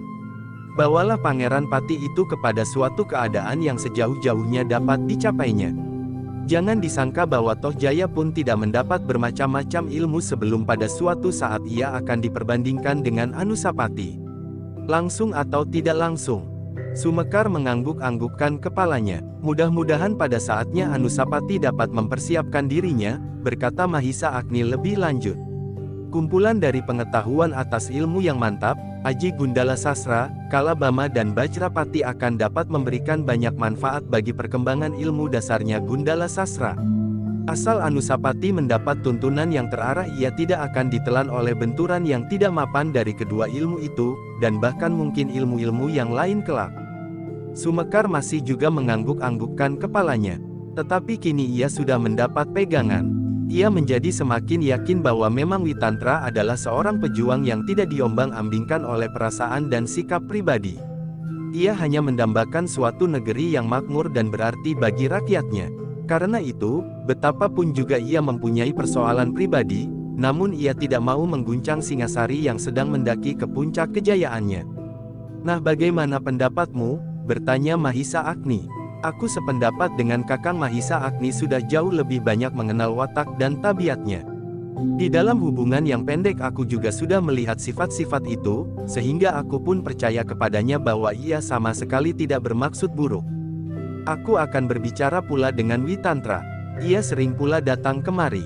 Kadang-kadang tanpa disangka-sangka ia sudah berdiri di ambang pintu, dalam pakaian seorang pratapo. Oh, aku akan meyakinkan apa yang sudah dikerjakannya. Sumekar masih juga mengangguk-angguk. Demikianlah maka mereka pun telah menentukan suatu sikap yang serupa atas Witantra. Keduanya tidak berkeberatan apabila untuk seterusnya Witantra hadir di dalam dunia pertumbuhan Pangeran Pati Anusapati. Setelah berdiam diri sejenak maka Sumekar pun kemudian berkata selanjutnya, "Kakang, selain Witantra masih ada yang akan aku bicarakan." Tentang Putera Mahkota." Mahisa Agni tidak menyahut, tetapi kerut-merut di keningnya menjadi semakin dalam. Di hari-hari terakhir tampaknya hati Putera Mahkota menjadi semakin sepi. Mahisa Agni tidak segera menyahut. Beberapa saat yang lampau, Putera Mahkota tidak pernah mempersoalkan apabila Sri Rajasa pergi berburu dan membawa serta Tuanku Tohjaya. Tetapi sekarang, Tuanku Anusapati merasa dirinya menjadi semakin terasing. Saat ini aku masih dapat membujuknya dengan macam-macam cara. Tetapi aku mencemaskannya, bahwa pada suatu saat perasaan sepi dan terasing dari keluarganya itu akan meledak dalam bentuk yang tidak kita ketahui sebelumnya. Mahisa Agni mengerutkan keningnya. Yang menjadi persoalan bagi kita adalah bagaimana kita dapat mengisi kesepian dan kekosongan hati Putera Mahkota itu. Bagaimana dengan Ibunda Permaisuri? Bukan maksud Ibunda Permaisuri memisahkannya dari adik-adiknya. Tetapi kembali kepada sikap Sri Rajasa, maka perhatian Ibunda Permaisuri seakan-akan telah terampas oleh putera-puteranya yang kemudian. Hanya kadang-kadang saja Putera Mahkota menghadap Ibunda di bangsal Permaisuri. Mahisa Agni mengangguk-anggukkan kepalanya. Tanpa sesadarnya, terbayang kembali wajah Permaisuri Ken Dedes di rongga matanya, sejak ia masih seorang gadis di Panawijen. Meskipun bukan maksudnya sendiri, namun Ken Dedes adalah seorang perempuan yang mempunyai anugerah ciri kebesaran yang jarang bahkan hampir tidak pernah dijumpai pada perempuan yang lain. Namun sebagai manusia biasa ia mempunyai kelemahan-kelemahan. Dan kini karena pengaruh lingkungannya, ia telah membiarkan puteranya yang sangat dikasihinya itu menjadi kesepian. Mungkin Ken Dedes sendiri akan menjadi sangat bersedih apabila ia mengetahui keadaan Anusapati yang sebenarnya. Mengetahui keadaan bukan saja lahiriahnya, tetapi juga isi jiwanya. "Adi Sumekar," berkata Mahisa Agni kemudian, "Putera Mahkota memerlukan perhatian Ibunda lebih banyak lagi. Adik-adiknya memang lebih leluasa berhubungan dengan ayahanda dan Ibunda, namun Permaisuri sendiri harus memberi lebih banyak peluang untuk putera sulungnya. Itulah yang barangkali kurang mendapat perhatian. Mungkin Tuanku Permaisuri sama sekali tidak bermaksud demikian. Namun keadaan lingkungannya lah yang telah menjadikannya seakan-akan agak terpisah dan putera sulungnya." Mahisa Agni mengangguk-anggukkan kepalanya. Kemudian ia bertanya, "Tetapi kenapa kau menyinggung masalah itu? Atau barangkali kau telah membayangkan suatu cara yang paling baik untuk menolong keadaan Anusapati?" "Kakang Mahisa Agni, sekarang Tuanku Putera Mahkota telah dewasa penuh. Bahkan adik-adiknya pun telah menjadi anak-anak muda yang gagah. Apalagi Tuanku Tohjaya, apakah tidak pada tempatnya apabila Kakang Mahisa Agni sebagai pamannya memikirkan untuk mencari seorang perempuan yang dapat menjadi kawan hidup Tuanku Putera Mahkota itu?" Mahisa Agni mengerutkan keningnya. Kalau tidak ada seorang pun yang memikirkannya maka hal itu pasti tidak akan segera menarik perhatian Tuanku Anusapati sendiri. Sehingga apabila pada suatu saat, Tuanku Tohjaya atau seorang adiknya yang lain, putera Tuanku Sri Rajasa mendahuluinya, maka Tuanku Pangeran Pati akan merasa semakin kesepian. Mahisa Agni mengangguk-anggukkan kepalanya. Apakah adik-adiknya sama sekali tidak pernah bergaul dengan Anusapati? Maksudku adik-adiknya yang lahir dari Permaisuri itu pula. Jarang sekali. Sekali-kali mereka berkumpul juga, tetapi itu hanya terjadi tidak lebih dari sepekan sekali. Yang paling sering datang berkunjung atau kadang-kadang mereka bertemu di bangsal Ibunda Permaisuri adalah Adinda Mahisa Wongateleng. Mahisa Agni menarik nafas dalam-dalam. Baik Anusapati maupun Mahisa Wongateleng adalah putera Ken Dedes. Juga putera-puteranya yang lain Panji Sabrang, Agnibaya dan adik-adiknya. Tetapi yang paling dikenalnya adalah Anusapati. Atas putera-putera Ken Dedes yang lain, Mahisa Agni tidak begitu mengenalnya seorang demi seorang dengan baik. Ia hanya mengenal mereka itu sebagai kemanakannya. Tetapi ia tidak mengenalnya lebih dekat lagi. Hanya Anusapati lah yang dapat dikenalnya lahir dan batinnya, justru karena Anusapati seakan-akan terpisah dari lingkungannya di istana. Apakah Mahisa Wonga Teleng mengenal keadaan Anusapti dengan baik? Tidak seorang pun yang mengenal tuanku putera mahkota. Mahisa Agni mengangguk-anggukkan kepalanya pula. Perlahan-lahan ia berdesis, "Kau benar Adi Sumekar. Aku kira jalan itu dapat ditempuh. Anusapati akan melengkapi kekurangannya dengan hubungan yang akrab di dalam lingkungannya sendiri. Tuanku putera mahkota akan dapat membagi kesepiannya." Mahisa Agni mengerutkan keningnya, dan tiba-tiba saja ia berkata, "Tetapi tidak mudah memilih seorang istri buat Anusapati. Ia harus seorang yang sabar dan mengerti keadaan Anusapati sepenuhnya. Ia harus dapat menjadi tempat yang dapat memberikan kesejukan di hati putera mahkota yang gersang itu. Tentu, kita akan dapat membantunya. Kalau tuanku Anusapati mendapatkan seorang gadis yang hidup di dalam lingkungan yang prihatin pula, mungkin ia akan dapat membagi duka. Tetapi kalau sebaliknya ia mendapatkan seorang gadis yang manja, maka hal itu hanya akan menambah duka hatinya menjadi semakin parah. Tuanku Anusapati memerlukan seorang perempuan dengan sifat keibuan yang sejuk. Selama ini ia merasa bahwa kasih ibunya telah dirampas oleh keadaan, oleh ayahandanya dan oleh adik-adiknya sendiri." Mahisa Agni tidak segera menyahut. Direnunginya nyala pelita yang bergetar disentuh angin malam yang dingin. Namun kemudian ia berkata, "Ya, seorang gadis dari suatu lingkungan yang prihatin. Seorang gadis yang mempunyai sifat keibuan yang sejuk. Seorang gadis yang tidak mementingkan diri sendiri dan mengerti sepenuhnya keadaan Anusapati. Tetapi selain daripada itu, ia harus seorang gadis yang cerdas dan berhati agung dan berwibawa. Kelak ia adalah seorang permaisuri. Itulah yang agak sulit. Tentu banyak gadis yang ingin menjadi seorang permaisuri, tetapi jarang gadis yang mau mengalami prihatin dan tidak mementingkan dirinya sendiri." Sumekar pun kemudian mengangguk-anggukkan kepalanya. Memang terlampau sulit untuk mendapatkan seorang perempuan yang sekaligus memenuhi beberapa syarat. Syarat yang tidak dapat ditinggalkan pula, gadis itu harus mempunyai darah seorang besar yang akan pantas menjadi seorang permaisuri dan kelak menjadi seorang ibu dari puteri mahkota berikutnya. Tetapi lebih-lebih dari semuanya itu, baik Mahisa Agni maupun Sumekar sadar bahwa bukanlah mereka yang harus menentukan siapa yang akan menjadi istri Anusapati kelak. Mereka hanya dapat mengusulkan, tetapi yang akan menentukan kata terakhir adalah Sri Rajasa sebagai ayahandanya.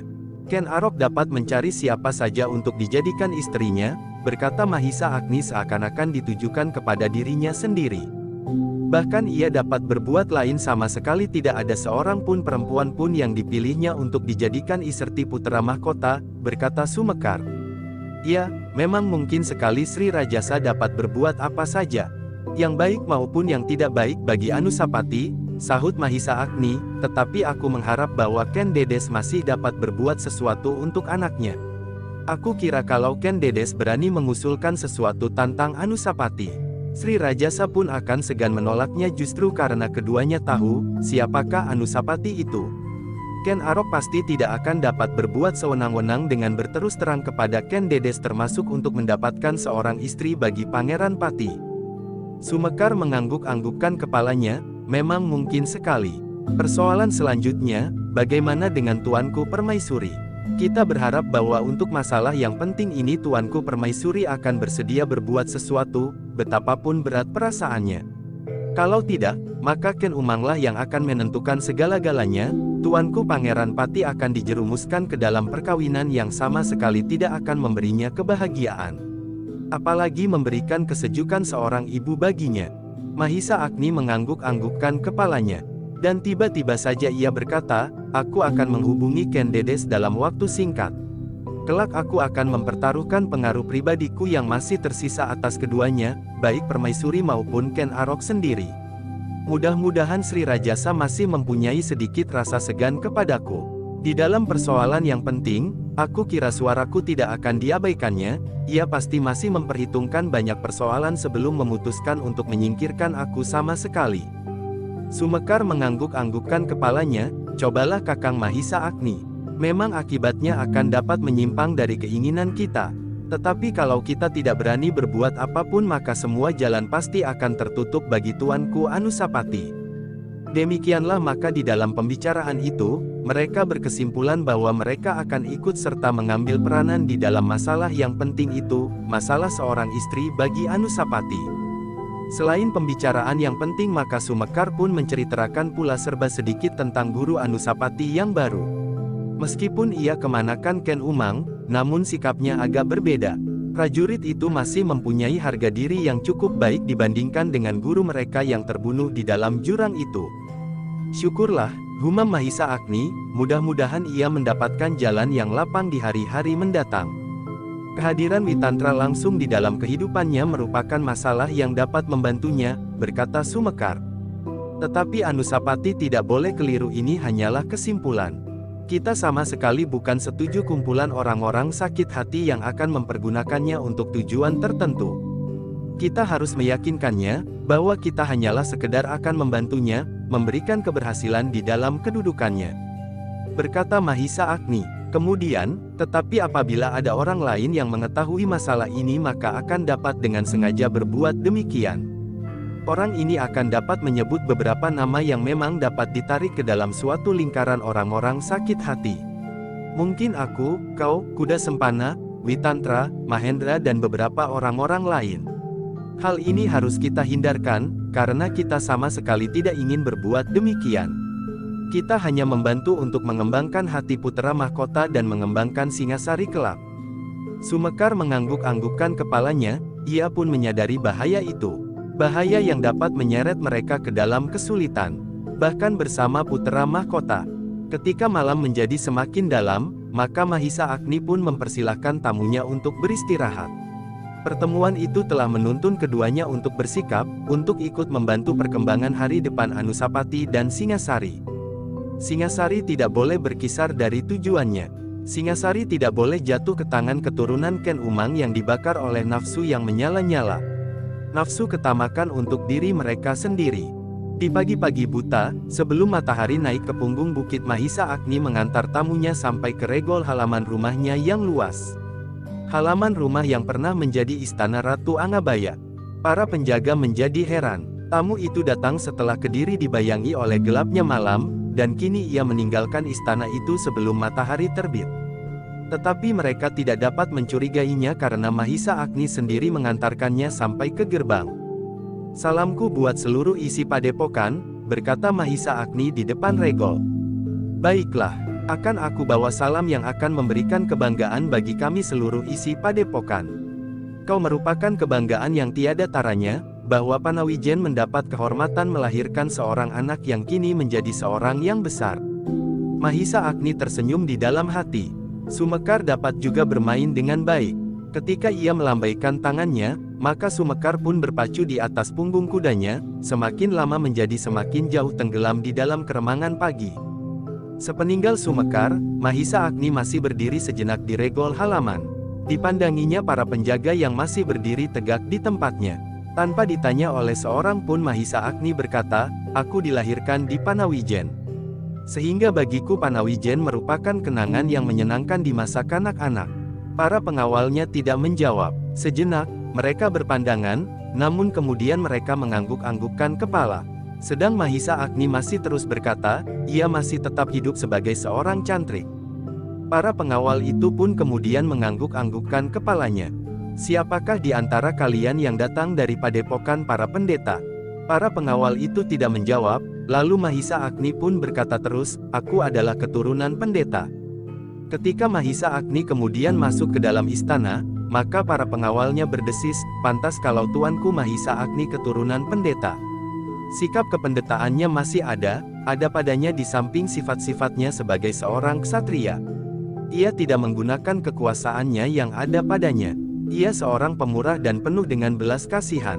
Bukan seorang yang pendendam dan pemarah. Demikianlah maka Sumekar pun kemudian berpacu kembali ke Singasari. Setelah menyimpan kudanya di padepokannya, maka ia pun kemudian beristirahat semalam menikmati hidup di padepokan. Terasa alangkah tenangnya hidup di antara orang-orang yang berpikir sederhana jauh dari kepentingan diri sendiri. Orang-orang yang berhati terbuka tanpa menyimpan dendam dan kebencian dengan yang lain. Sebenarnya lebih senang hidup di sini, berkata Sumekar pun kepada diri sendiri, kalau tidak ada kepentingan yang lebih besar dan kepentingan diriku sendiri aku sama sekali tidak ingin kembali ke istana. Tempat yang penuh dengan bayang-bayang yang semu. Wajah-wajah yang membayangkan sikap yang lain dari perasaan yang disembunyikan di dalam dada. Senyum yang sekedar menghias bibir yang kemudian mengumpat-umpat. Dan segala jenis kepalsuan yang lain. Tetapi Sumekar harus kembali ke istana Singasari. Dengan pakaian yang kusut oleh debu dan keringat yang membasahi kening dan punggung ia memasuki gerbang istana di bagian belakang sambil menjinjing sebungkus pakaiannya yang sederhana. Seorang pengawal yang melihatnya di pintu gerbang bertanya, "Hei juru taman, dari mana kau?" "Aku mendapat waktu untuk beristirahat di padukuhan selama sepekan." "Jadi kau baru kembali dari waktu-waktu istirahatmu?" "Ya, dan kau menjadi semakin hitam seperti terbakar dan menjadi semakin kurus. Ternyata di padukuhanku sedang dilanda oleh paceklik panjang. Banyak tanaman yang tidak tumbuh sewajarnya. Dan bahkan ada orang yang menabur sampai 3 kali tetapi yang tumbuh adalah batang ilalang. Hei, bagaimana mungkin? Kekurangan air dan hama bilalang yang dahsyat, apalagi tikus-tikus yang memusnahkan benih yang sedang ditabur itu. Dan kau dengan tergesa-gesa kembali sebelum masa istirahat yang kau mohon itu habis." "Aku mempergunakannya seluruhnya." Prajurit pengawal itu tidak bertanya lagi. Dibiarkannya saja Sumekar melalui regol halaman. Seorang pengawal yang lain yang berdiri di dalam memandangnya dengan kening yang berkerut-merut. Tetapi ia tidak bertanya sesuatu. Demikianlah maka kehadiran Sumekar kembali telah menumbuhkan debar di dada Putera Mahkota.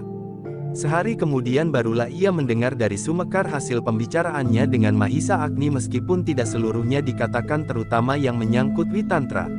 Sumekar berkata, "Tuanku Putera Mahkota tidak usah mencemaskannya. Menurut Kakang Mahisa Agni, Witantra dapat dipercaya sepenuhnya. Meskipun demikian kita tidak boleh kehilangan sikap." Anusapati mengangguk-anggukkan kepalanya, "Aku mengerti paman."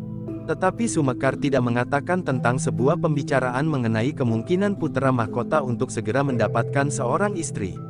Seandainya Anusapati boleh mendengarnya, biarlah Mahisa Agni sendiri yang mengatakannya kepadanya.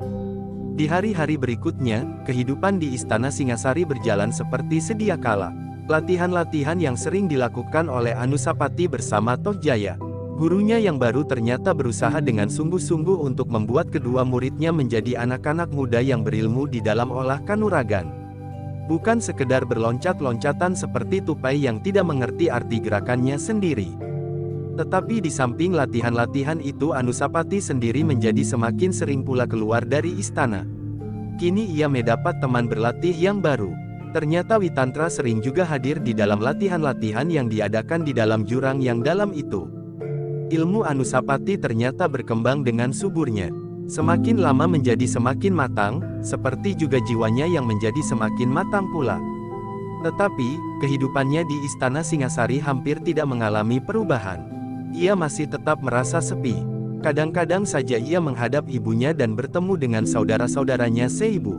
Dengan saudaranya yang lahir dari Ken Umang, Anusapati memang tidak begitu sering bertemu. Apalagi dengan penuh kesadaran Ken Arok menganggap bahwa mereka tidak mempunyai sangkutan darah sama sekali. Anusapati lahir dari Ken Dedes karena titisan darah Aku Tunggul Ametung, sedang Tohjaya dan adik-adiknya yang lahir dari Ken Umang adalah anak-anaknya. Bahkan saudara-saudara seibunya pun hampir tidak menghiraukannya lagi, selain adiknya yang tertua Mahisa Wongateleng. Kadang-kadang adiknya yang juga sudah meningkat dewasa itu datang kepadanya. Tetapi itu pun jarang sekali dilakukannya. Dengan iramanya sendiri istana Singasari meloncat dari hari ke hari. Demikian pula setiap umur dari orang-orang yang ada di dalamnya. Sri Rajasa, Ken Dedes, Ken Umang, Anusapati, Tohjaya, adik-adiknya dan semua orang. Yang tua menjadi semakin tua, yang kecil meningkat semakin besar. Demikian pula Anusapati telah menjadi seorang yang dewasa sepenuh. Bahkan adiknya Mahisa Wongateleng pun telah menjadi seorang anak muda yang tegap. "Kakanda Putera Mahkota," bertanya Mahisa Wongateleng pada suatu hari kepada Anusapati, "sudah lama aku menyimpan pertanyaan ini. Sebenarnya aku takut menyampaikannya kepada Kakanda Putera Mahkota. Tetapi aku pun tidak tahan menyimpannya saja di dalam hati." Mahisa Wongateleng berhenti sejenak. Dipandanginya wajah Anusapati yang sedikit berubah. Apa yang akan kau tanyakan Adinda Mahisa Wongateleng? Aku melihat sesuatu yang lain pada Kakanda. Aku tahu bahwa Kakanda adalah putra sulung dari kedua ibunda, sehingga Kakanda diangkat menjadi putra mahkota seperti Kakanda terima. Tetapi aku tidak tahu, kenapa justru hubungan yang paling akrab dengan Ayahanda Sri Rajasa bukannya Kakanda putra mahkota, tetapi justru Kakanda Tohjaya. Anusapati menarik nafas dalam-dalam. Katanya, jangan kita bicarakan masalah ini. Kau tahu bahwa aku tidak akan dapat memberikan jawaban. Mahisa Wongateleng mengangguk-anggukkan kepalanya. Tetapi ia masih berkata, Kakanda Anusapati, kita adalah saudara seibu. Bagaimanapun juga terasa di hatiku, bahwa Ibunda Ken Dedes seharusnya mempunyai kedudukan yang lebih baik dari Ibunda Ken Umang, karena Ibunda Ken Dedes adalah permaisuri Ayahanda Sri Rajasa. Tetapi di dalam hubungan sehari-hari rasa-rasanya Ibunda Ken Umang mendapat tempat yang lebih dekat di hati Ayahanda Sri Rajasa. Apakah Kakanda Anusapati yang lebih tua daripadaku dapat mengatakannya? Anusapati menggelengkan kepalanya, tidak Adinda. Aku tidak tahu. Kenapa bukan Ibunda Ken Umang sajalah yang semula diangkat menjadi permaisuri, kalau memang Ayahanda Sri Rajasa lebih mapan beristrikan Ibunda Ken Umang? Putra mahkota itu pun hanya dapat mengangguk-anggukkan kepalanya. Bahkan ia bertanya, apakah kau merasakan perbedaan itu? Tentu Kakanda, bagi kami sehari-hari perbedaan itu tidak begitu terasa. Tetapi setiap kali aku mendapatkan nasihat, petunjuk dan petua Ibunda Permaisuri terasa bahwa ada sesuatu tersembunyi di dalam hatinya. Semula aku tidak merasakannya, seperti adik-adik kita sekarang yang masih terlampau muda. Tetapi bagiku, semakin aku menjadi dewasa, aku merasakannya, bahwa Ibunda Permaisuri agaknya memang menahan hati. Anusapati mengangguk-anggukkan kepalanya, katanya, kaulah yang seharusnya lebih banyak mengetahui daripada aku. Karena sikap Ayahanda terhadapku, aku benar-benar seorang yang terasing di dalam istana yang ramai ini. Apakah kau dapat mengerti? Itulah yang aku tanyakan sejak semula. Kenapa Kakanda menjadi terasing, terutama dari Ayahanda Sri Rajasa?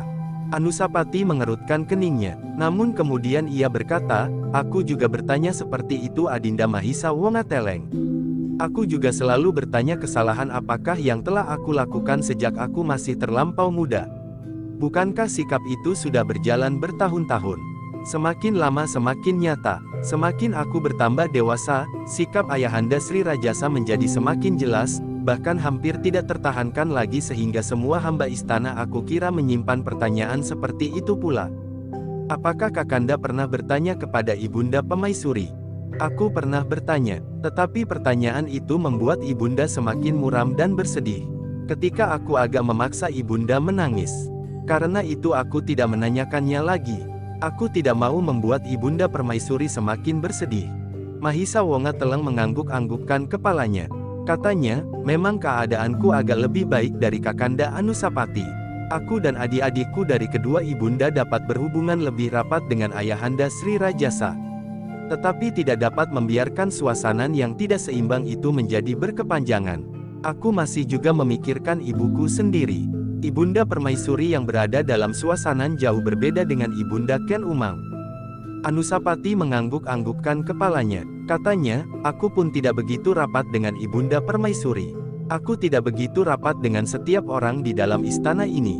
Mudah-mudahan kau dapat selalu membuat hati Ibunda agak sejuk. Ajaklah adik-adikmu seibu untuk berbuat demikian. Aku akan mencoba Kakanda. Tetapi adik-adik kita yang masih sangat muda itu masih belum dapat membedakan, apa yang baik bagi Ibunda Permaisuri dan apa yang justru membuatnya bersedih. Itu juga bukan salah mereka. Mereka masih terlampau muda. Mahisa Wongateleng mengangguk-anggukkan kepalanya. Namun tiba-tiba ia berkata, tetapi bagaimana dengan ilmu bela diri yang Kakanda pelajari dari guru yang sama dengan Kakanda Tohjaya itu? Anusapati mengerutkan keningnya. Kemudian jawabnya, baik, semuanya berjalan dengan baik. Aku juga mendapat seorang guru yang lain. Aku harus berlatih bersama Adinda Panji Saprang, Adinda Panji Sudatu, dan Adinda Agnibaya sudah harus selalu mengikutinya pula, meskipun belum sepenuhnya. Mungkin ia kelak harus berlatih bersama Adinda Uregola, dari seorang guru yang lain pula. Anusapati tidak segera menyahut. Sambil mengangguk-anggukkan kepalanya ia mencoba membayangkan, bagaimana adik-adiknya itu berlatih bersama-sama. Adik-adiknya yang lahir dari dua orang ibu. Agaknya Sri Rajasa memang ingin membuat anak-anaknya merasa satu sebagai saudara kandung. Namun ternyata Sri Rajasa tidak berhasil. Mahisa Wongateleng yang sudah meningkat dewasa itu segera merasakan perbedaan sikap. Meskipun bukan atas anak-anaknya yang lahir dari dua orang ibu, tetapi justru atas ibu mereka masing-masing. Adinda Mahisa Wongateleng, berkata Anusapati selanjutnya, ternyata bahwa kau mempunyai kesempatan yang berbeda dari aku. Karena itu, pergunakanlah kesempatanmu itu sebaik-baiknya. Kalau bukan aku, kau adalah putra yang wajib menjunjung nama ibu kita dan keluarga kita semuanya. Kau tidak boleh kalah dari Tohjaya. Aku tidak tahu nasib apakah yang besok atau lusa akan menerkam aku. Jika nasibku terlampau jelek Adinda, maka kau adalah anak tertua di antara adik-adikmu. Kenapa Kakanda Anusapati berkata demikian? Kau sendiri dapat melihat, bagaimana aku semakin lama menjadi semakin terasing di istana ini, meskipun aku seorang putra mahkota. Kalau ada usaha menggeser tahta pada keturunan Ken Umang, maka aku benar-benar tidak akan rela. Karena itu, seandainya pada suatu saat jatuh keputusan ayahanda untuk benar-benar menyingkirkan aku karena kesalahan yang tidak aku ketahui, maka kau adalah putra mahkota. Kau dan bukan Tohjaya. Kita tidak dapat menentukan Kakanda. Memang, hanya ayahandalah yang dapat menentukan. Tetapi ayahanda tidak akan dapat meninggalkan tata kesopanan kerajaan. Karena itu kita harus meyakinkan diri, bahwa tahta kerajaan Kediri adalah untuk keturunan Sri Rajasa yang lahir dari permaisurinya. Bukan orang lain. Putra pertama adalah aku. Tetapi agaknya aku sangat tidak disukai oleh ayahanda Sri Rajasa. Maka kalau bukan aku, kaulah yang harus menjadi putra mahkota karena kau adalah putra permaisuri. Mahisa Wongateleng tidak menyahut. Sebenarnya ia sama sekali tidak pernah menginginkan jabatan apapun di dalam istana Singasari. Tetapi kata-kata Anusapati itu agaknya telah menyentuh hatinya. Keturunan Ken Dedes sebagai seorang permaisurilah yang pantas untuk mewarisi tahta. Bukan orang lain meskipun ia putra Sri Rajasa pula. Tanpa disadarinya, jarak antara Mahisa Wongateleng dan Tohjaya serasa menjadi semakin jauh. Demikian juga dengan putra-putra Sri Rajasa yang lain. Serasa jarak yang terbentang di antara mereka menjadi semakin lebar dan dalam. Namun Anusapati masih berkata, tetapi kau jangan ditelan oleh perasaanmu sehingga kau kehilangan pengamatan diri. Berlakulah seperti biasa, bersikaplah baik terhadap saudara-saudaramu meskipun yang lahir dari ibu Ken Umang. Mahisa Wongateleng mengangguk-anggukkan kepalanya. Ia sadar sepenuhnya, apakah yang akan dihadapinya kini. Kalau kan memang sudah mendapat seorang guru Adinda, maka berlatihlah dengan tekun. Kau akan mencapai suatu tingkat yang pantas bagi putra mahkota seorang raja yang besar. Apakah Kakanda Anusapati ingin melihat bagaimana kami berlatih? Apakah aku diperkenankan? Kakanda Tohjaya sering juga melihat. Keadaan kami, maksudku aku dan Adinda Tohjaya sangat berbeda. Kalau Kakanda Anusapati ingin melihat, biarlah aku menjemput Kakanda di bangsal ini. Apakah saat kita berlatih tidak bersamaan? Tentu ada saat-saat yang tidak bersamaan, karena Kanda Tohjaya pernah juga menyaksikan latihan itu. Anusapati mengangguk-anggukkan kepalanya, baiklah. Aku akan mencari kesempatan untuk menyaksikannya. Kalau pada suatu saat Kakanda Tohjaya ada di arena latihan kami, maka aku akan menjemput Kakanda Anusapati. Anusapati mengangguk-anggukkan kepalanya. Namun kemudian ia berkata, aku akan sangat berterima kasih atas perhatianmu Adinda. Tetapi hal itu pasti tidak akan menguntungkan kau sendiri. Kalau kau terlampau sering dalang kepadaku, maka pada suatu saat kau akan terpercik oleh kesalahanku yang tidak aku ketahui itu, sehingga mungkin sekali ayahanda Sri Rajasa pun akan menghukummu seperti aku. Terasing di dalam keributan istana. Mahisa Wongateleng mengangguk-anggukkan kepalanya. Tetapi, sebelum ia menjawab Anusapati sudah mendahuluinya, mungkin kau tidak berkeberatan. Tetapi kau harus melindungi nama baik Ibunda Permaisuri dan adik kita. Kau tahu maksudku? Ya, aku tahu Kakanda. Tetapi kalau hanya sekali atau dua kali, aku kira tidak akan ada dugaan yang tidak baik atas kita. Anusapati mengangguk-anggukkan kepalanya. Ia merasai terharu juga melihat sikap adiknya. Ternyata ikatan yang membelit di hati mereka karena mereka dilahirkan dari ibu yang sama cukup kuat untuk merangkai perasaan kedua saudara seibu itu. Apalagi mereka berdua merasa bahwa mereka adalah anak yang seayah pula. Demikianlah, maka pada suatu saat ketika Anusapati sedang tidak berlatih bersama guru dan adiknya, tiba-tiba Mahiswangatelang berlari-lari ke bangsalnya. Belum lagi ia sampai di tangga, anak muda itu sudah berkata, "Bukankah Kakanda tidak berlatih saat ini? Kakanda Tohjaya juga sudah berada di arena latihan kami." "Ya, kami memang tidak berlatih di saat ini. Kami akan berlatih senja nanti. Marilah Kakanda menyaksikan latihan kami. Kakanda Anusapati akan dapat memberikan banyak petunjuk." "Ah, kau sangka aku mempunyai kelebihan darimu? Tentu, Kakang Tohjaya ternyata juga mempunyai banyak kelebihan dari kami." Anusapati mengerutkan keningnya. Dipandanginya Mahisawangatelang sejenak. Namun hatinya masih disaput oleh keraguan-raguan. Apakah ia juga boleh masuk keluar arena yang dipergunakan oleh Mahisawangatelang untuk berlatih? "Marilah Kakanda Anusapati," ajak Mahisawangatelang mendesak. "Aku menjadi ragu-ragu," jawab Anusapati. "Kakanda selalu ragu-ragu. Kenapa Kakanda Tohjaya tidak ragu-ragu? Justru Kakanda Tohjaya berbuat lebih banyak dari pelatihku. Apa yang sudah dilakukan? Marilah." Anusapati tidak membantah lagi ketika Mahisawangatelang menarik tangannya. Ketika ia berjalan terseret-seret mengikuti tarikan adiknya, ia melihat seorang juru taman muncul di halaman. Juru taman itu adalah Sumekar. Tunggu sebentar Adinda," minta Anusapati. "Apalagi yang harus ditunggu, latihan itu harus segera dimulai. Aku akan menemui juru taman itu. Aku sudah terlanjur menyuruhnya datang. Aku ingin memindahkan batang soka merah itu ke sudut." Mahisawangatelang mengerutkan keningnya. Tetapi dilepaskannya Anusapati yang kemudian menemui Sumekar. Sumekar mengangguk dalam-dalam sambil bertanya, "Apakah tuanku akan pergi bersama tuanku Mahisawangatelang?" "Ya, pindahkan pohon soka merah itu ke sudut." Namun kemudian Anusapati berbisik, "Adinda Mahisawangatelang minta aku melihat latihannya bersama adik-adik yang lain. Adinda Tohjaya sudah lebih dahulu di sana. Kenapa tuanku pergi pula ke sana?" bertanya Sumekar. "Aku tidak dapat menolak, Adinda Mahisawangatelang menarikku." "Baiklah tuanku, seandainya tuanku harus pergi juga tuanku harus berhati-hati. Tuanku harus menahan hati seandainya terjadi sesuatu yang tidak diinginkan justru karena tuanku Tohjaya ada di sana." Anusapati menganggukkan kepalanya. "Ingat, peranan tuan adalah peranan yang berat, di dalam lakon ini tuanku harus selalu menyadari. Justru untuk tuanku di masa depan." "Baiklah Paman, ingat akan keadaan tuanku. Jika demikian, tuanku tidak akan terdorong dalam suatu tindakan yang tidak menguntungkan." Anusapati pun kemudian meninggalkan Sumekar yang berdiri termangu-mangu. Bersama Mahisawangatelang, Anusapati berjalan tergesa-gesa menuju kelongkangan dalam di belakang bangsal tuanku Sri Rajasa, di atas tanah yang telah dilaburi dengan pasir yang tebal. Ketika Mahisawangatelang memasuki pintu samping yang langsung sampai, kelongkangan dalam semua orang berpaling kepadanya. Pelatihnya dengan serta-merta berkata, "Kami di sini tinggal menunggu tuanku Mahisawangatelang."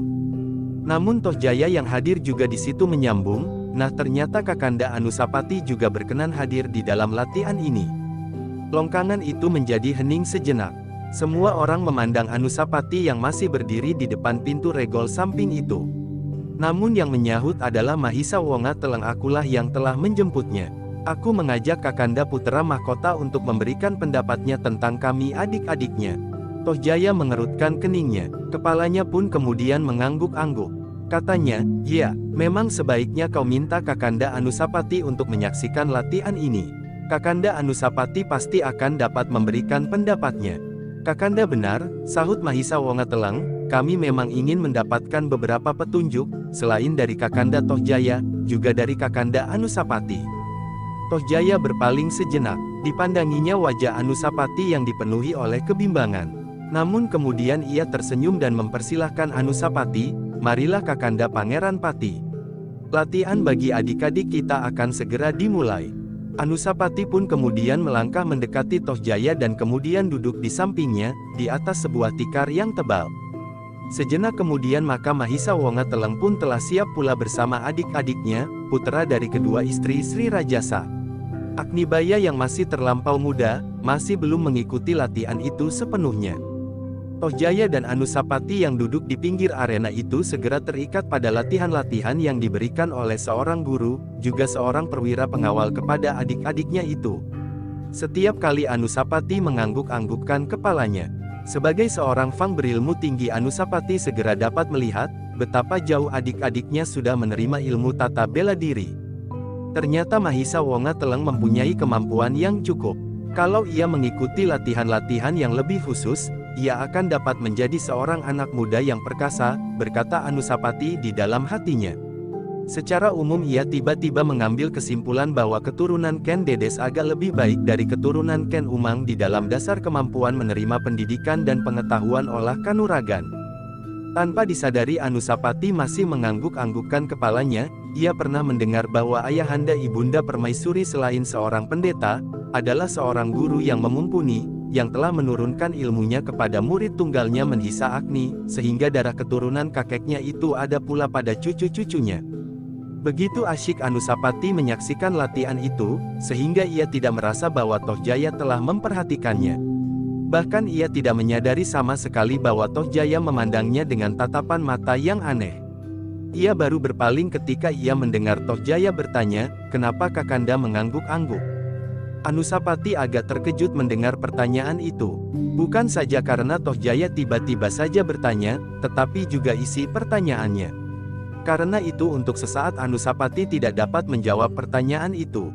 Karena Anusapati tidak segera menjawab, maka Toh Jaya mendesaknya, "Kenapa Kakanda?" Anusapati mengangguk-angguk. Anusapati menarik nafas. Kemudian jawabnya, "Aku senang sekali melihat adik-adik kita cepat sekali maju. Aku belum pernah menyaksikan mereka berlatih dengan sungguh-sungguh. Tetapi kini aku melihat mereka telah agak jauh mendalami olah kanuragan." Toh Jaya mengerutkan keningnya, tetapi ia tidak menyahut lagi. Kini perhatiannya kembali kepada adik-adiknya yang sedang berlatih itu.